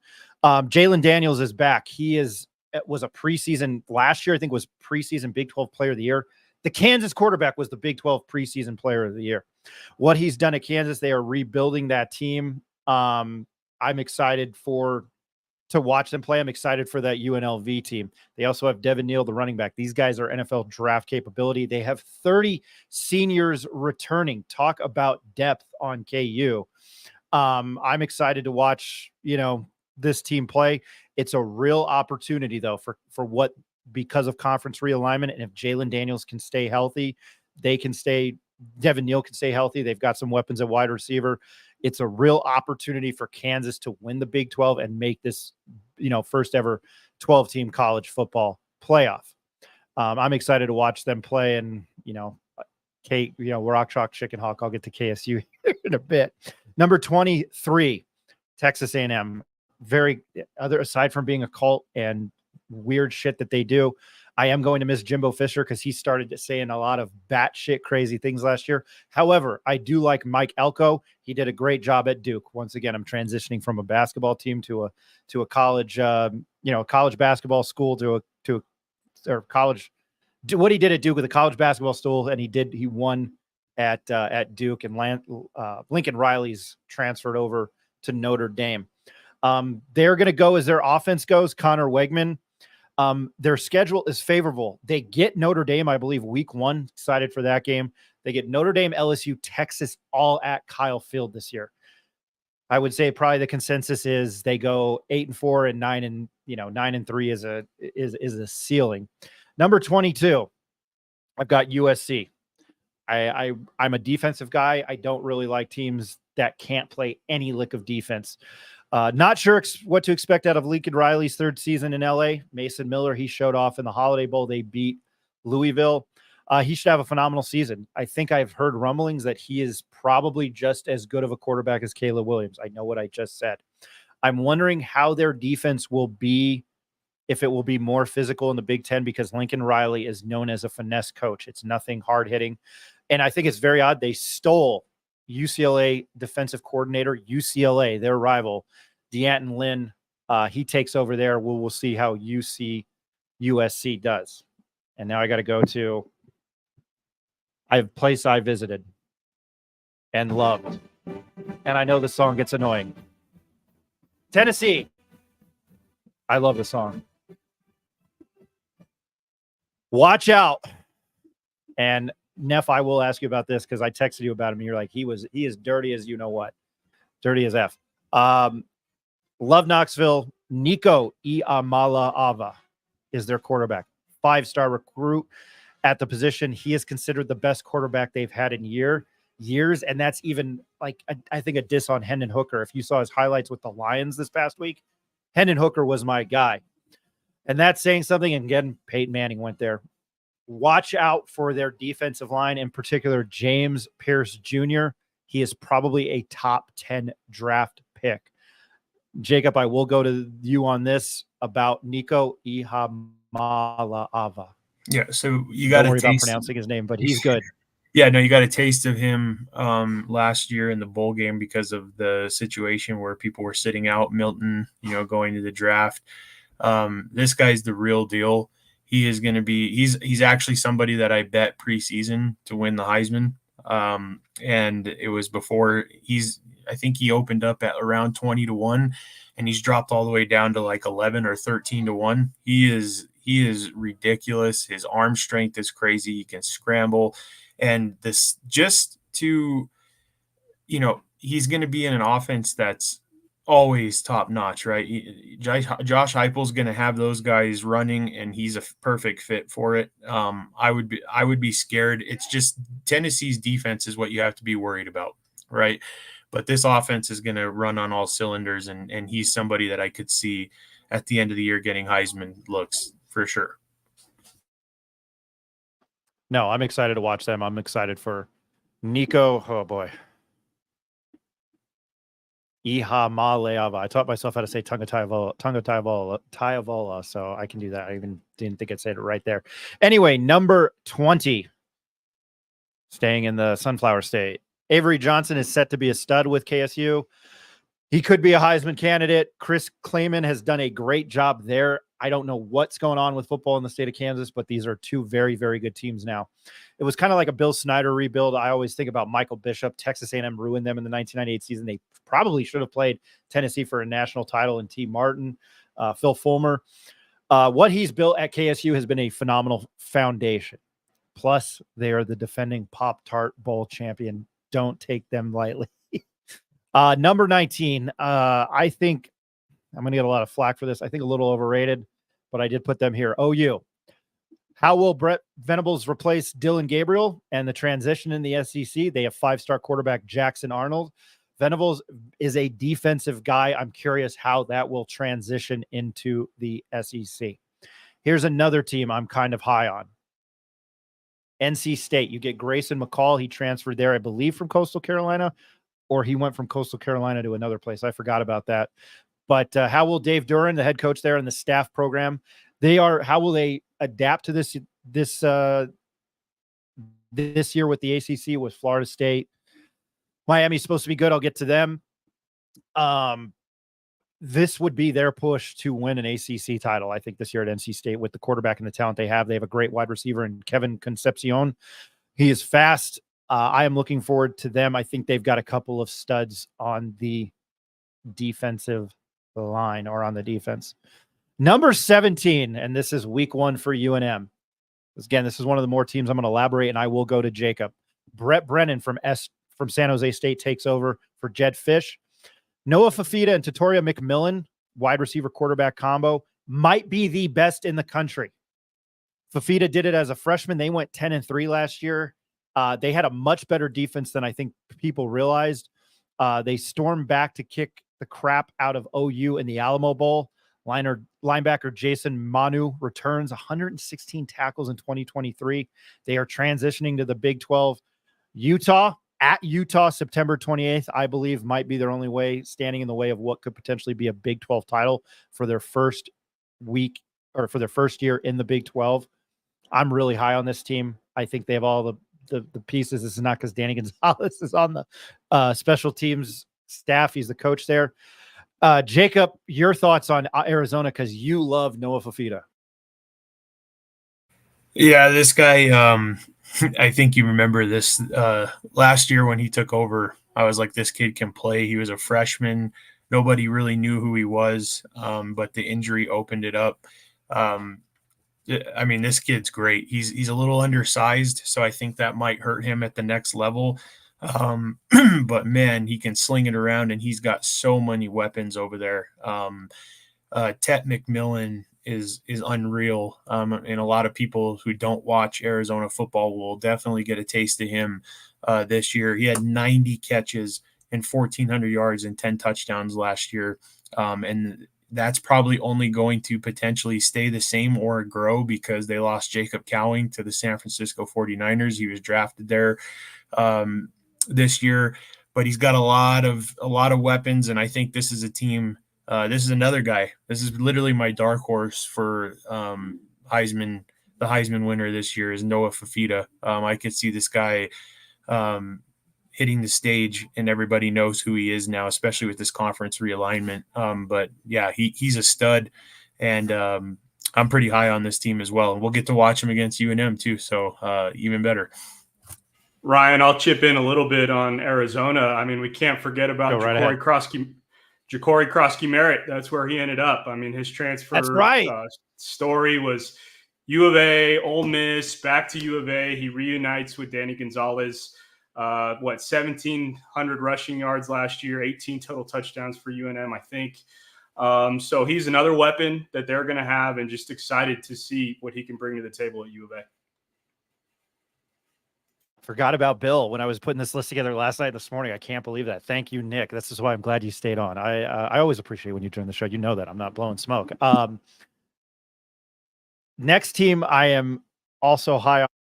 Whoops, I muted myself. Next team I'm really high on as well. It's one of those things, if I could redo my life, I'd probably go there too, although UT Knoxville is on the list. And I got to give them some love. I think what Mario Cristobal, he's 12-13 in 2 years there, but he played there. He was part of those Schnellenberger championship years. I'm going to skip the U and go to, if you know the 2 Live Crew stuff. Anyway, Mario Cristobal lands Washington State quarterback transfer Cam Ward.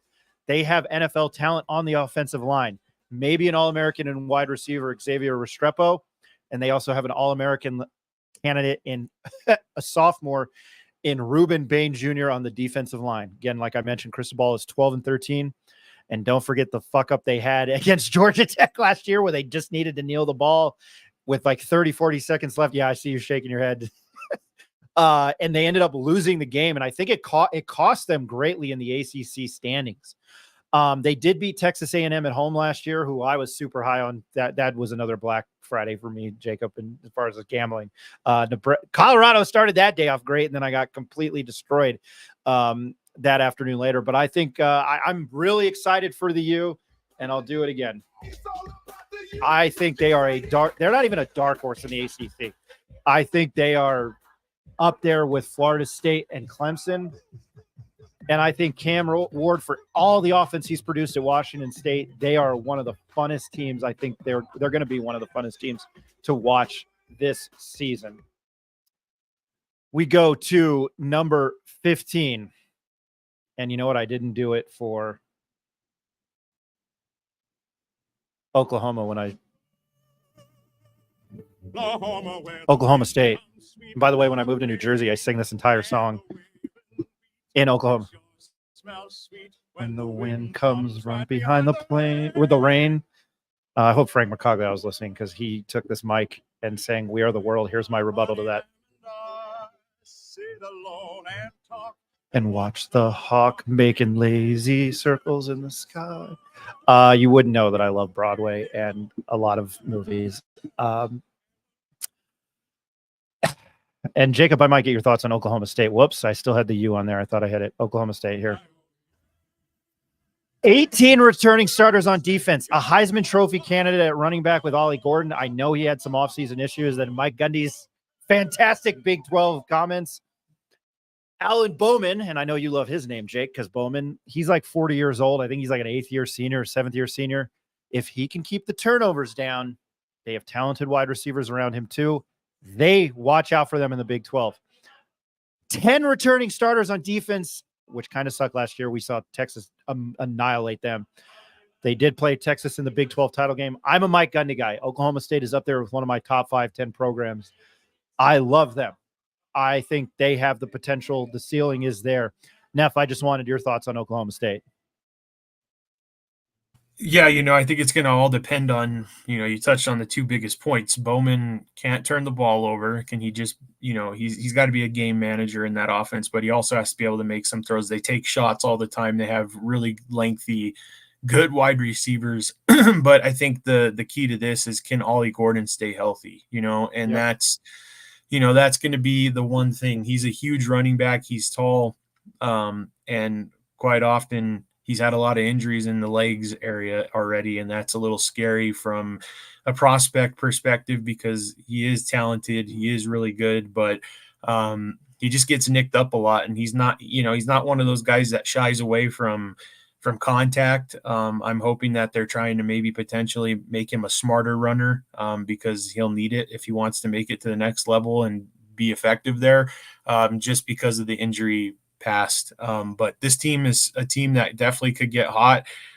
They could compete with all those teams, that's for sure. You got a lot of experience with Bowman, even though, like you were saying, he's a 7th or 8th year senior, whatever the case is. It's crazy these days how we can even manufacture somebody staying in college sports for so long. But he should have the experience, and they should be a force to reckon with in that conference. So we'll see how they go. If they stay healthy, I think they're going to be tough. Yep, agree with you more. I haven't gone to the comments yet. I'll do it at the end of the show. NMSU football was briefly ranked in the top 25 last year as John Romero. If they can get a role in Conference USA, we might see them in UNM via the polls. Go Aggies. People have them to suck this year. So, oh no, we suck again. As much as I loved them last year. Number 14. I used to like Dabo Swinney. Blah, blah, blah. I think he says some stupid stuff. I kind of think he's full of shit. Cabe Klubnik, quarterback there, he was a Heisman candidate last year. They started off 2-2. They won 4 or 5 down the stretch. They won their bowl game. They're still top tier defense. They're still a top tier team in the ACC. I think Florida State and Miami are better than them. That's just my opinion there. I am going to take a quick commercial break, then we'll come back and round out the top 13. Our head coach of our local football program, Bronco Mental.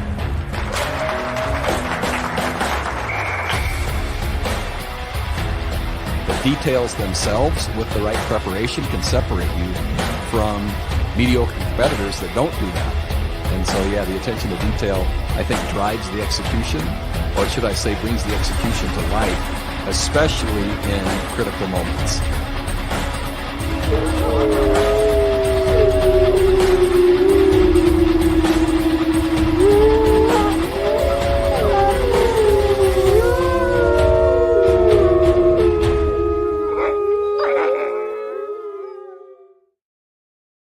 Welcome back to the Morning Howl under New Mexico Alumni Media. And you can catch us on the Press Live right now every Tuesday, Wednesday, Thursday at 8 p.m. Eastern.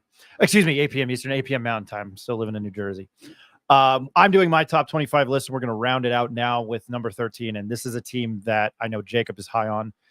I really love them. I have always loved what Kyle Whittingham has done. You would have talked to me 20 years ago when they were in the Mountain West. I would have said my younger self would punch my older self in the face. Cam Rising is like 40 years old too, but he's a Heisman candidate. He's a phenomenal quarterback. He's probably a 1st or 2nd round pick next year if he can stay healthy. They have playmakers on offense and on defense. They did lose Jonah Ellis to the NFL draft, but they pride themselves in defense. And Rice-Eccles Stadium might not be just one of the toughest places to play in the country, on the West Coast, but in the country.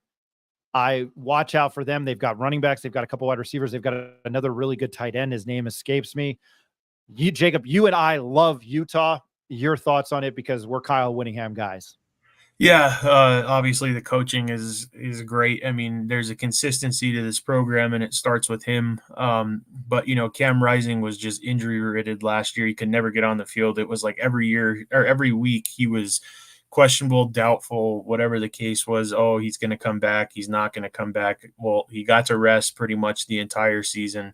And so now he's going to come back with this team. They always have a good defense. They know how to replace their players.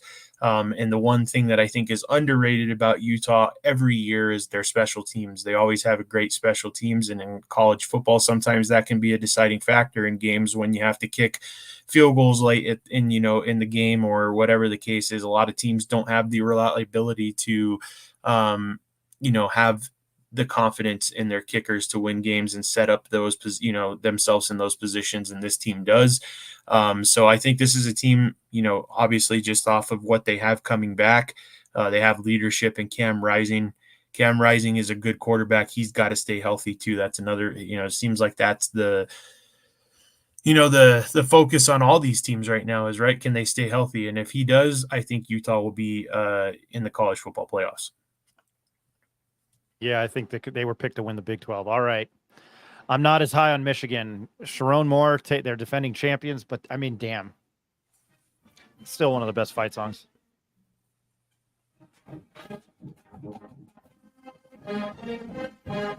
It slaps all the time. They're defending champs. Sharon Moore takes over for Jim Harbaugh. Connor Stallion's documentary is coming out called Sign Stealer. It's Netflix Untold series. Donovan Edwards is an amazing running back. He had a huge game against Washington, the national championship game. I think they lost too much, and there is a black cloud hovering over the program. They get their defensive line back. I can't remember the name of the kid that made the tackle against Jalen Milroe in the Rose Bowl, but their defensive line is good.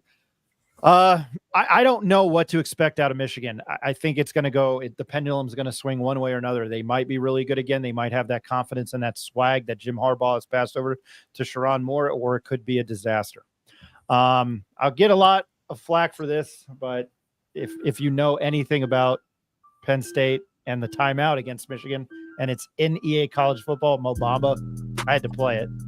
This is just the instrumental. What a beat. I love James Franklin. They have 2 new coordinators. Drew Aller is set to make a big leap at quarterback. The defense is still the star of this team. I didn't think they were better than Ole Miss. I was high on Ole Miss last year in the Peach Bowl, and Ole Miss they were underdogs and they came out and beat them. It's not the best stat-wise defense in the entire country, just not the Big Ten. Big Ten, excuse me.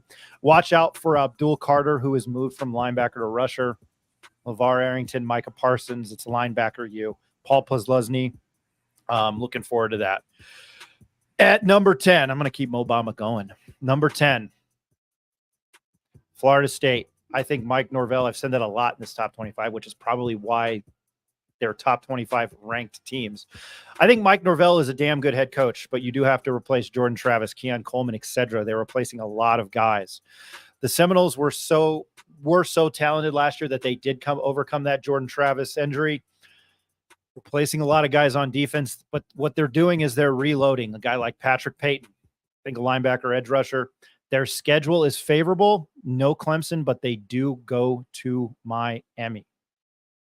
Number 9, very shocking. It's another, again, I give kudos to the coach and what you've built there. Eli Drinkwitz, veteran squad. Watch out for Luther Burden III, wide receiver.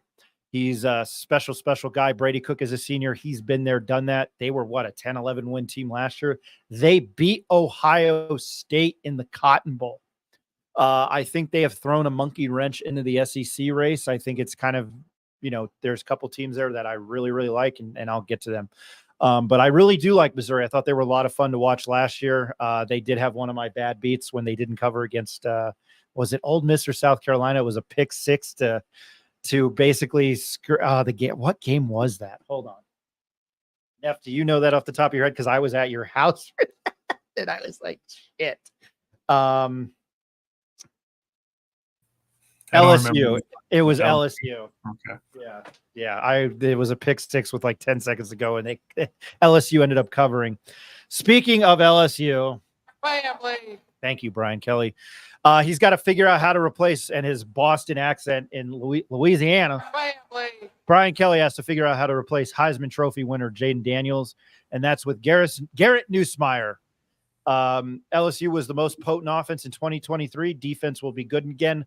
Watch out for Harold Perkins Jr. at linebacker. I think they're probably on the cusp. I don't know if they can get over it. Number 7. And I used to be a full-blown Notre Dame hater, and the song slaps. I used to hate Notre Dame, but I love Marcus Freeman. I'd run through a wall for him. They have to replace Sam Fartman, aka Sam Hartman, at quarterback. Did he get drafted, Jake? Where is Sam Hartman? He didn't get drafted, but he's on the Commanders. Yeah, I thought he's a talent. They get Duke transfer, one prestigious university to another, Lincoln Riley. Love him. He was good at Duke. He got hurt against Notre Dame in their game in Durham last year. Probably overrated as an independent. I think they eventually need to, with realignment, they need to find themselves in the Big Ten. They're independents with UMass and UConn. So, but I mean, they can play whoever they want. They keep those rivalries going. I know you're a Notre Dame fan, Jake. I've changed my opinion on Notre Dame. It's blasphemous. I had somebody tell me at St. Pius when I was there 20 some years ago that Pius was the Notre Dame of New Mexico, and I wanted to spit out my drink because it made me laugh. That's how much of a hater I am. But you're a Notre Dame fan, man. I love, like I said, I'm repeating myself. I love Marcus Freeman. I think Lincoln Riley is a dual threat quarterback. He's an athlete. He can run. He can throw. Marcus Freeman prides himself on defense. He's an Ohio State guy. What is your outlook for Notre Dame in 2024? Yeah, I'm a huge fan of Riley Leonard. Huge fan of Riley Leonard. I wanted him to transfer here before they even started talking about it, knowing that we were losing Sam Hartman. He's a gamer. He's somebody that fits into this offense. He doesn't need to be prolific. He doesn't need to do much. Obviously Notre Dame always focuses on running the ball first. And then, using their tight ends. And that's kind of what Riley Leonard did at Duke. He wasn't really a guy that he does have the ability to run. That's another thing. He had some bad injury issues last year. He didn't stay healthy right after, I think the middle of the season, he was banged up and he kept trying to come back. But he's going to have more talent around him this year. So I think that he'll elevate his game. And yeah, it's time, as much as I love Marcus Freeman, it's time to start, taking the program to the next level. This is going to be year 3. And, it's been a little shaky. They've lost games that they shouldn't have lost. And I think it's time for him to start cementing himself as, one of the better coaches in college football. And with that, he has no excuse this year. He's got top talent everywhere. So we'll see where they go. They do have some tough games, but I expect them to make the college football playoffs. I think they're going to be in the college football playoff too at number 6. The Alabama Crimson Tide, they have to replace Nick Saban, who I'm looking forward to watching on College Game Day, with Kalen DeBoer, who has done it at every level. University of Sioux Falls, Fresno State, Washington. He's won everywhere he has been. It is a tough task for him. I think he's a phenomenal head coach. He still has Jalen Mills. This roster does have a turnover on 40 players, and it's a new coaching staff.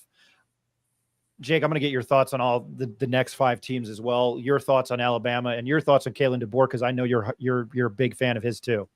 Yep. I mean, I love that team last year. I had picked them to be one of the college football representatives. They were obviously they just ran out of steam at the end of the year. They had injuries at running back. I think that really did hurt them, even though they were such a predominant passing team. But, Kalen DeBoer is somebody that deserves a job like this. And, with all the talent that comes to Alabama and what they are, it'll be interesting to see if he can keep them on that, that path that they've been on, where every year it's just reload after reload after reload. I think he will. And to be honest with you, just knowing his style of offense, it'll be interesting to see if Alabama turns into, a predominant passing team, because we've come to see and know how many running backs they've produced into the NFL. We'll see what their identity is moving forward. But I think he keeps them on track. This is one of those first-year head coaches where you don't expect there to be a fall-off. You expect it just to continue on the same trend. So, I think he's going to be great there. I think Alabama got the best coach that they possibly could have to replace Nick Saban. No, awesome. We're going to take a quick commercial break, and then we will be back to round out our top 5.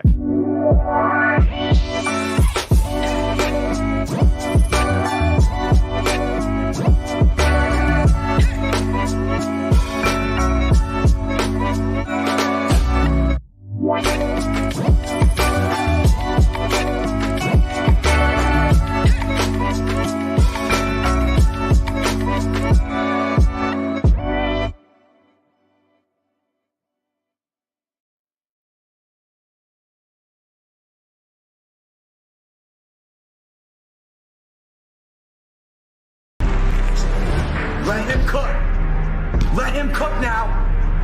Let him cook. I said let him cook.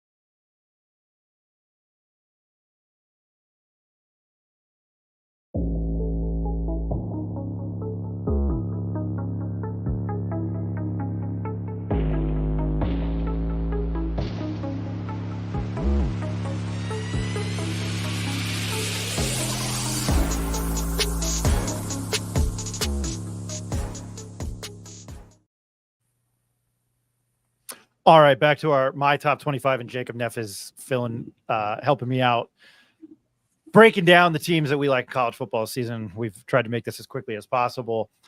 This is the Morning Howl. We're a UNM football pregame show. We'll be live next Saturday morning, 9 a.m. Mountain Time, to preview Week 0 home opener and season opener for UNM. Montana State comes in. Jacob, they're 8.5-point favorites now. The consensus and the 4 Week 1 games, or the Week 0 games, Georgia Tech's a 13-point underdog. UNM, it opened at 4.5. It's now at 5.5. That's Action Network consensus. Nevada's a 27-point underdog to SMU. And then Hawaii plays at 10 o'clock. They're 38-point favorites over Delaware State. So there you go. Number 5 in our top 25 and 1 is Oregon. Love what Dan Lanning has done there. He's done a great job. He's a Kirby Smart disciple.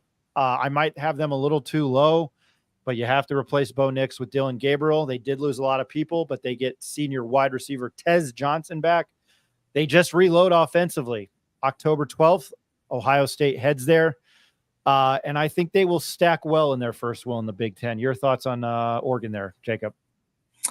Yeah, this is the preseason Heisman favorite in the odds now is Dylan Gabriel. So, I think obviously we can see everywhere he's went, whether it's UCF, Oklahoma, now to Oregon, he always produces. He's going to have crazy playmakers around him. This will be a more centric offense that he'll fit in better, I think, than where he was in Oklahoma the last year, just because of the takeover of Will Venable. I don't think it was his best fit there, but he'll be able to use his legs, run around, and he'll have playmakers all over the place. I think Oregon is a team that, as long as their defense holds up, the offense is going to be there. But yes, I think that, a team like Utah is a bad matchup for them in some cases. So we'll see how that goes. But I think that, this team should be cemented into the playoffs for sure, unless they have a couple of hiccups. They'll be able to last that if they do lose to Ohio State.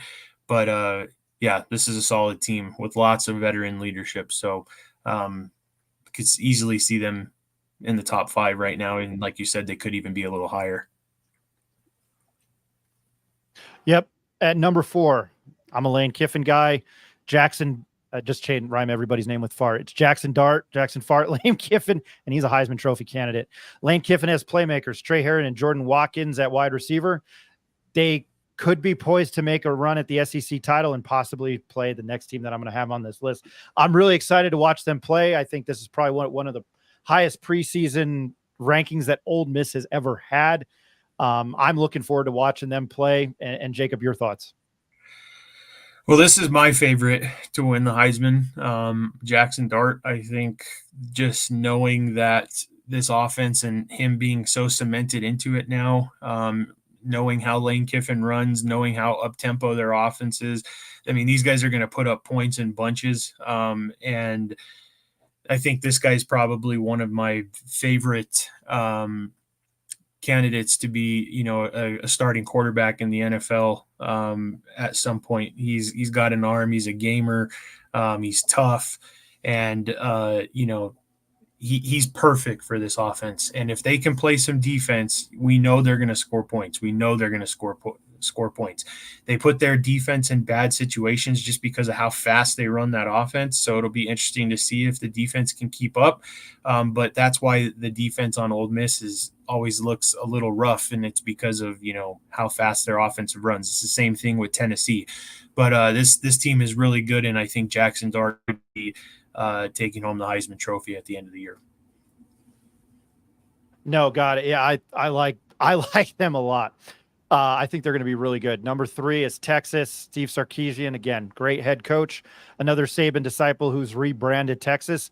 They reloaded, replacing a bunch of guys drafted. Xavier Worthy, they have to replace him. He goes from Quinn Ewers to Patrick Mahomes. They do have to replace Tavondre Sweat on the defensive line, probably the best defensive lineman, but they did work in the transfer portal. Quinn Ewers is a Heisman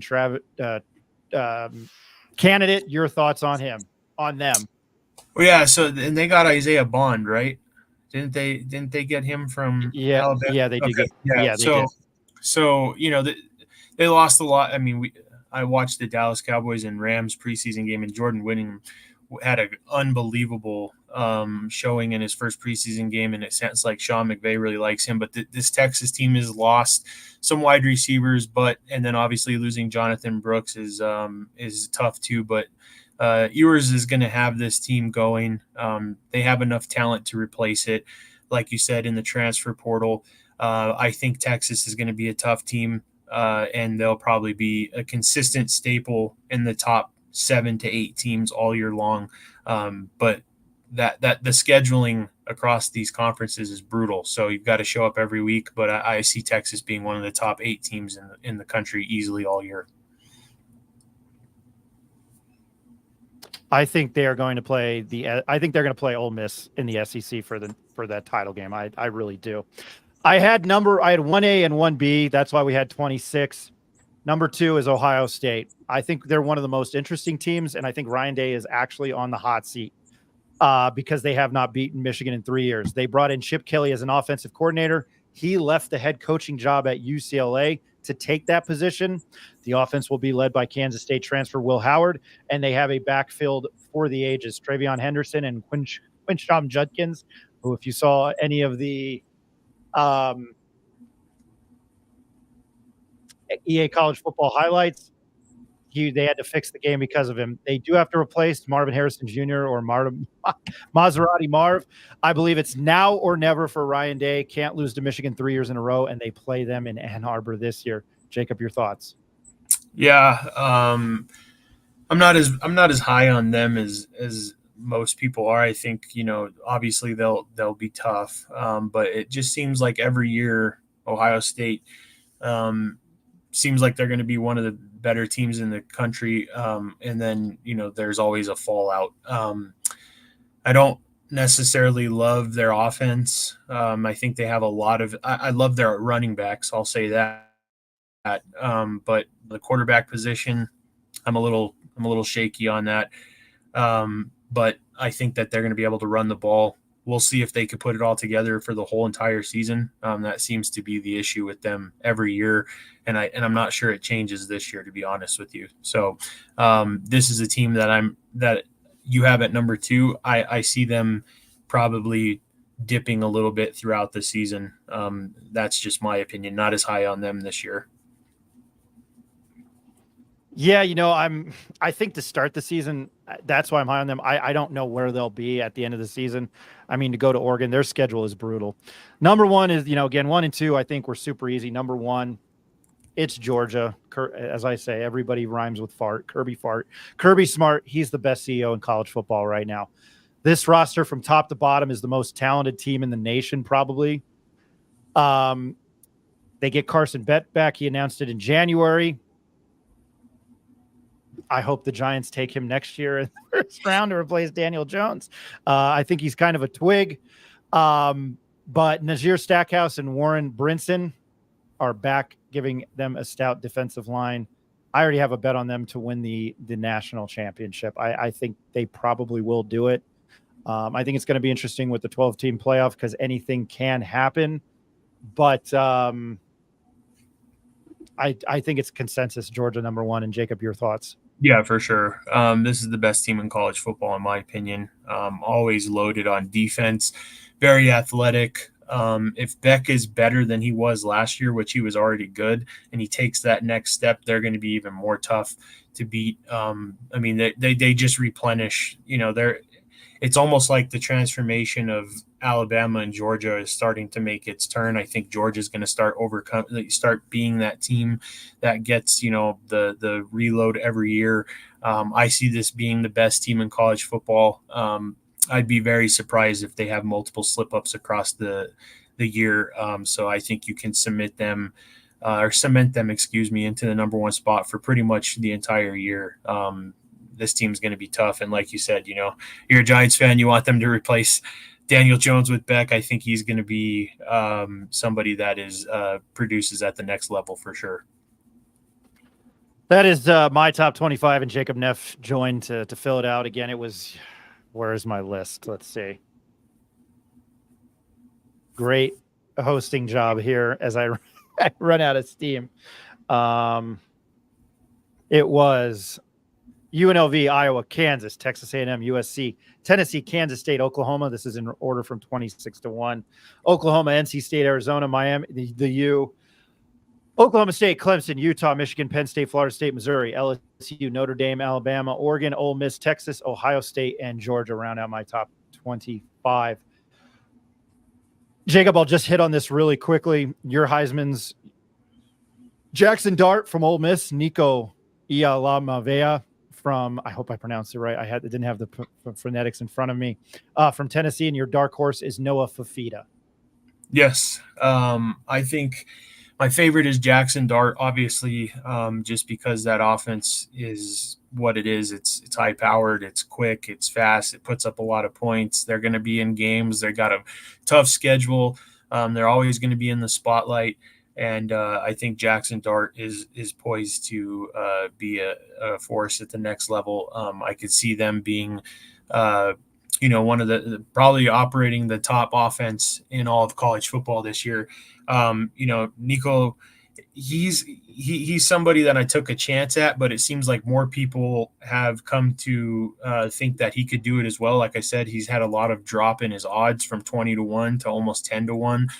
We know that offense, I mean, you got to look at these types of things when you're betting the Heisman. Tennessee's offense and Ole Miss offense is always going to be the center front of those teams, and the way that they produce points, they're going to put up stats, right? And we saw last year, it's not always about how well your team is doing, it's about your stats, because even though LSU, they didn't have the most successful season last year, I thought that the Heisman, if I was voting for it, it would have went to Penix just because of how well they did and where they got. So you got to look at those teams that are going to have high offensive outputs. That's one of them. And then Arizona is a team that I think could do that as well. We mentioned earlier in the show, lots of good wide receivers there, a good running game. Now in that conference, getting more of a spotlight. I think he's somebody that, I think last time I checked, he was like 30 or 35 to 1 to win the Heisman. So I like those odds just because of, those pieces in the offense and him getting a chance to play better teams. So yeah, those are my 3 picks for this year. I know they're all quarterbacks, surprise, but when we look at, Heisman and who's going to win, you'd love to see position players win. It just doesn't happen very often. So you got to go quarterbacks. As far as your dark horses, both in the Big 12, Utah and Arizona, and you've kind of given that explanation. Yeah, I mean, Cam Rising coming back's big, coaching's big, and Utah plays a different style from a lot of teams in college football. Is they're always going to be in the game, and if they can win those games that they have to grind out, I think that they're one of those teams that, and I always, like their defense. And like I said, their special teams is something to keep an eye on. That's what separates them from a lot of teams at the end of games is they do trust their kickers to make game-winning field goals. They don't have to put it all on their offense. So they play a little bit more like an NFL team than a college football team. So I like them. And then Arizona's, we talked about it, Jakrowski Merritt going over there, running for them. Noah Fafita at quarterback, McMillan at wide receiver. I mean, this team is stacked. I wish they wouldn't have lost Jed Fisher. I think he had something going there, but they get the replacement, and this is a true dark horse because this is going to be an uphill battle for them. Obviously, joining that conference, I don't expect them to win it or anything like that. They would just be a dark horse to get into the college football playoffs, and then from there, who knows? But I'm a lot higher on Utah than I am Arizona. But Arizona's my big dark horse. No, I would agree with you there. I appreciate you chiming in on my top 25. I don't know if you really disagreed with it much. Nobody really, well, maybe Ohio State. I mean, yeah, I'm trying to figure that out, what they're going to be. I think Ryan Day, I know somebody who is, know somebody who grew up in Columbus that I used to work with. It's beat Michigan in a national title, and he is yet to do that. So he is, I think, on the hot seat there. Columbus. I want to get to some comments at the end to talk about our interview with Gloria Nevarez, and then I'll end this with Gabe Lopez, defensive end for UNM. We talked to him at Media Days. Here we go, Jacob. How can we bet on UNM in New Mexico? You can't. I don't know what the rule or regulation is. You might have a better. Well, the one thing you can do is probably sign up for a offshore betting account with like Bovada. I know that DraftKings and stuff is not in New Mexico because we're not a state that's permitted to use those sites. So yeah, you wouldn't be able to show up to a casino and bet on them. So it would have to be one of those junctures if you want to bet on New Mexico. Miss John Romero, Miss Nevarez, wish you the greatest in your second year as Distinguished Mountain West Conference Commissioner. Sincerely, all appreciate your efforts and outstanding leadership. Ronnie Chavez, Gloria Nevarez for U.S. President. She has my vote. Gloria, Dr. J, two greatest UMass alumni. Does Neff know? Oh, I didn't see this one. Does Neff know why he came on with that trash on his head? Sorry about that. I got it on my shirt. So. Yeah, John Romero. I already showed that one. Anyway. David Fresquez, Ryan, bet me Michigan crushes Ohio this year. I bet they would crush Ohio. Be more specific. I'm going to be that host. Again, this is the Morning Howl. We are a UNM football pregame show coming to you every Saturday morning at 9 a.m. Mountain Time. I was trying to produce and host the show, and usually I do a pretty good job of it. It got a little insane there towards the end. We appreciate everybody watching. We've been talking for 2 hours. I appreciate Nick Nunez, Ed Nunez. We have our interview with Luke Wysong, and then I'll play our interview with Gabe Lucero. You can find Jacob Neff on Twitter at NM Sportscapper. Thanks for joining me this morning, man. I will end this show with Gabe Lucero. Check us out on the Pit Press Live this week, Tuesday, Wednesday, and Thursday at 8, or Tuesday and Wednesday at 8. Thursday, we will be at Turquoise Desert Tap Room at 7 o'clock.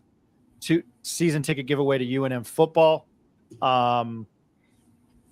Looking forward to being there. Love Omano there. As I always say, go make a bet at Santa Ana Star Casino and a hotel, and then go over there and have a beer and some food and watch your bet win. Jake, thanks for joining us. Here is Gabe Lopez, defensive end for the University of New Mexico.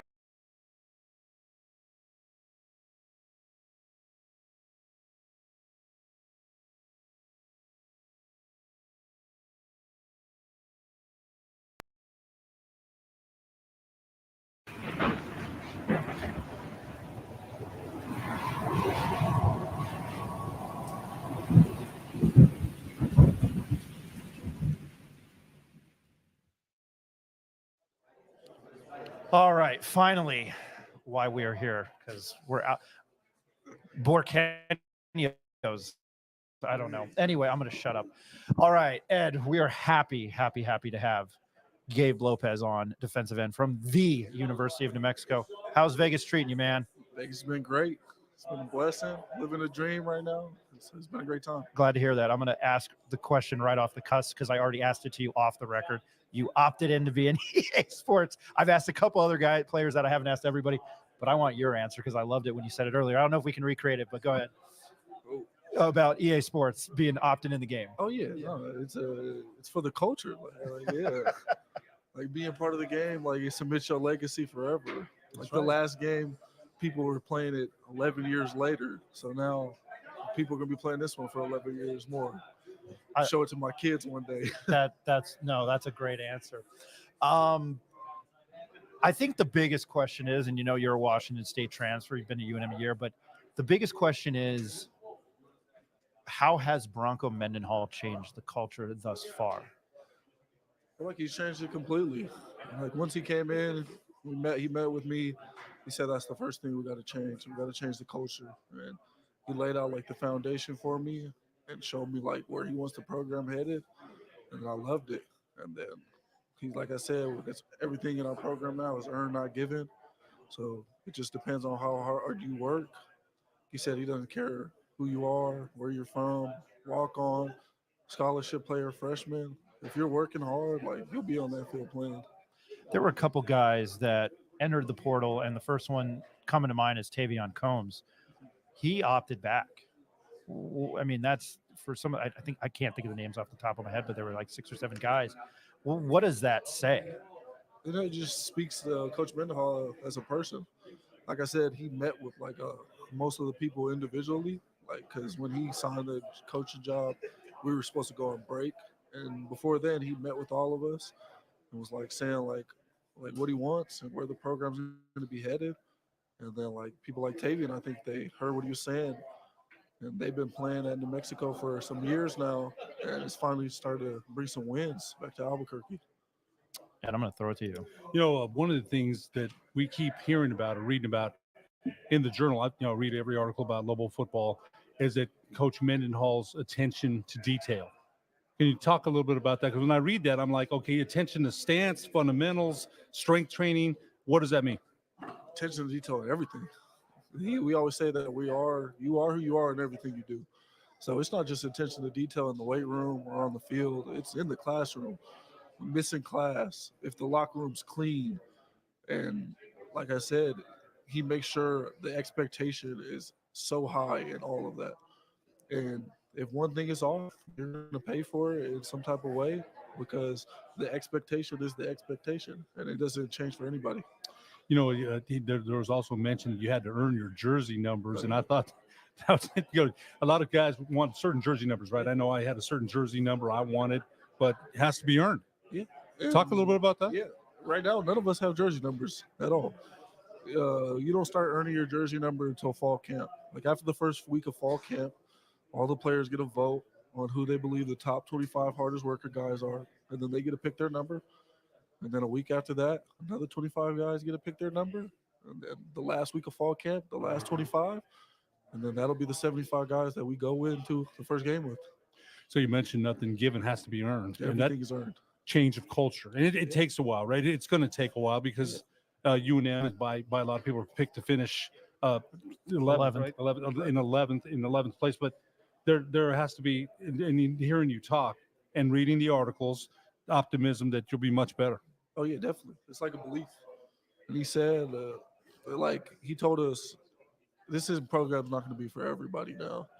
Like you guys you probably seen like a lot of people transferred out. Mm-hmm. Yeah, we did. Like 50. Yes. Like after spring. And he told us that was going to happen. Like the first day, he said, half of you are going to leave because this is going to be so hard that this is not for everybody. And at first, I probably didn't believe him. I believe him now, though. And it's been like the hardest thing I've done so far. And I'm just blessed that I stayed, and I'm continuing to be a part of this program. There's something I always tell Ryan, the Mendenhall effect. There was a Mendenhall effect right away, second year at BYU, second year at Virginia. You expect to see a Mendenhall effect here for sure. Yeah, definitely. And it's just like based off the standards he's holding us to and how hard we're working, there's just like no way it can't. And I truly believe that. When you see, here's my most cliche question. When you see, hey, guys like us that pick, I didn't have a vote, but guys like us, my peers that have a vote, and you're voted 11th. I think last year was last, but when you see that, I mean, how much is that like? I cannot wait to prove people wrong. Is that like something that already in your mind? No, yeah, definitely. And I feel like we already knew that they were going to pick us real low. I mean, look at the history of our program so far, the past like 5 years. So we just been embracing like being the underdog. We're just gonna come here and be cool, do our little media, and then only time will tell. I have to ask about Devin Dampier and what kind of talent he is. You've obviously have chased quarterbacks for some time, and even at a higher level, like I call it Tupac now, but the Pac-12. I'm real original, but anyway, what kind of quarterback is he? What kind of special player is he? He's a dual threat. And he's gonna help us win a lot of games this year. I believe Devin's special, and like going against him is making our defense better too. Because like dual threat quarterback is real big right now. Everybody wants a guy that can run and pass. So like having him and being able to go against him is also an advantage for our defense. But yeah, Devin's a great kid. You said advantage. Does he throw? Not maybe just not every practice, every play. Is he throwing something at you? You're like, damn, okay, damn, we got you, or you got us. Is it like something different every play, every drive, every day? Yeah, every day, every play. Like you can see how accurate he is, and then you never know when he can take off. So it's been teaching us like our pass range and how to contain a quarterback of him, and then even like on read options and stuff, you never know what we're gonna get. Ed, do you have anything else? I got one last question. The defensive line struggled to mount a pass rush last year. Why is this year going to be different? Well, first off, we have a whole new different scheme. 4 down linemen now. It's going to be a completely new scheme than what New Mexico has seen for a while. That the Ricky defense is not going to be there anymore. And then not only that, we brought in a bunch of guys from the transfer portal. Like we got a lot of depth now. Like last year, we were lacking in depth on the D line. So now with this depth, we'll be able to keep each other fresh, keep rolling. Yeah. What? Obviously, you probably want to sack the quarterback or hit the crap out of him. Yeah. Do you find joy in just disrupting the play in general? Like, I put myself in the right place at the right time. Yeah, that's like one of our job that doesn't get like glorified. There's no stat for that, but getting the pressure and affecting the quarterback is just as important as getting a sack. It's probably more important because you're probably going to get more pressures than you will sacks. I am quite partial to defensive linemen. I forgot what terrible jokes I made earlier this morning. I am a New York Football Giants fan. I am now showing my age, but I saw 2 runs based off guys that hit the shit out of the quarterback. I love watching defensive linemen go. I wish you the best of luck this year. I appreciate it. Can't wait to see your journey this year. So it's Gabe Lopez, defensive end for the University of New Mexico. Hey, man, good luck this season. Hopefully we'll talk to you down the stretch. Thanks for joining us. Perfect.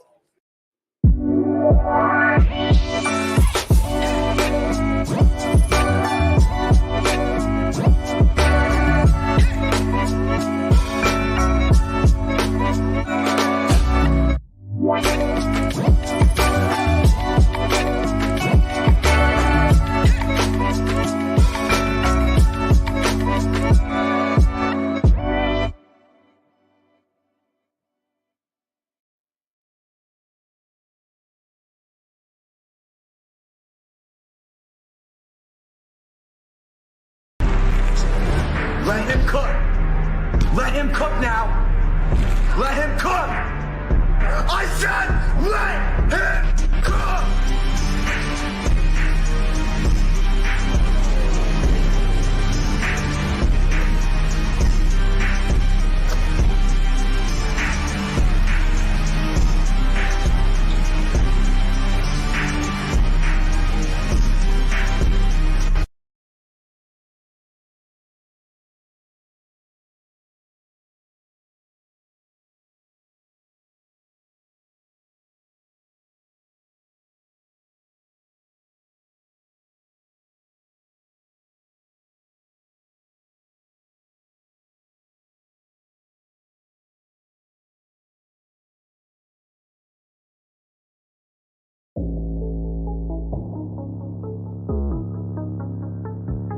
our head coach of our local football program, Bronco Mental.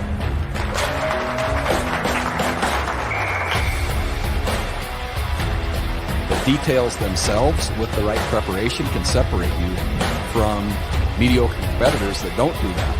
And so, yeah, the attention to detail, I think, drives the execution, or should I say brings the execution to life, especially in critical moments.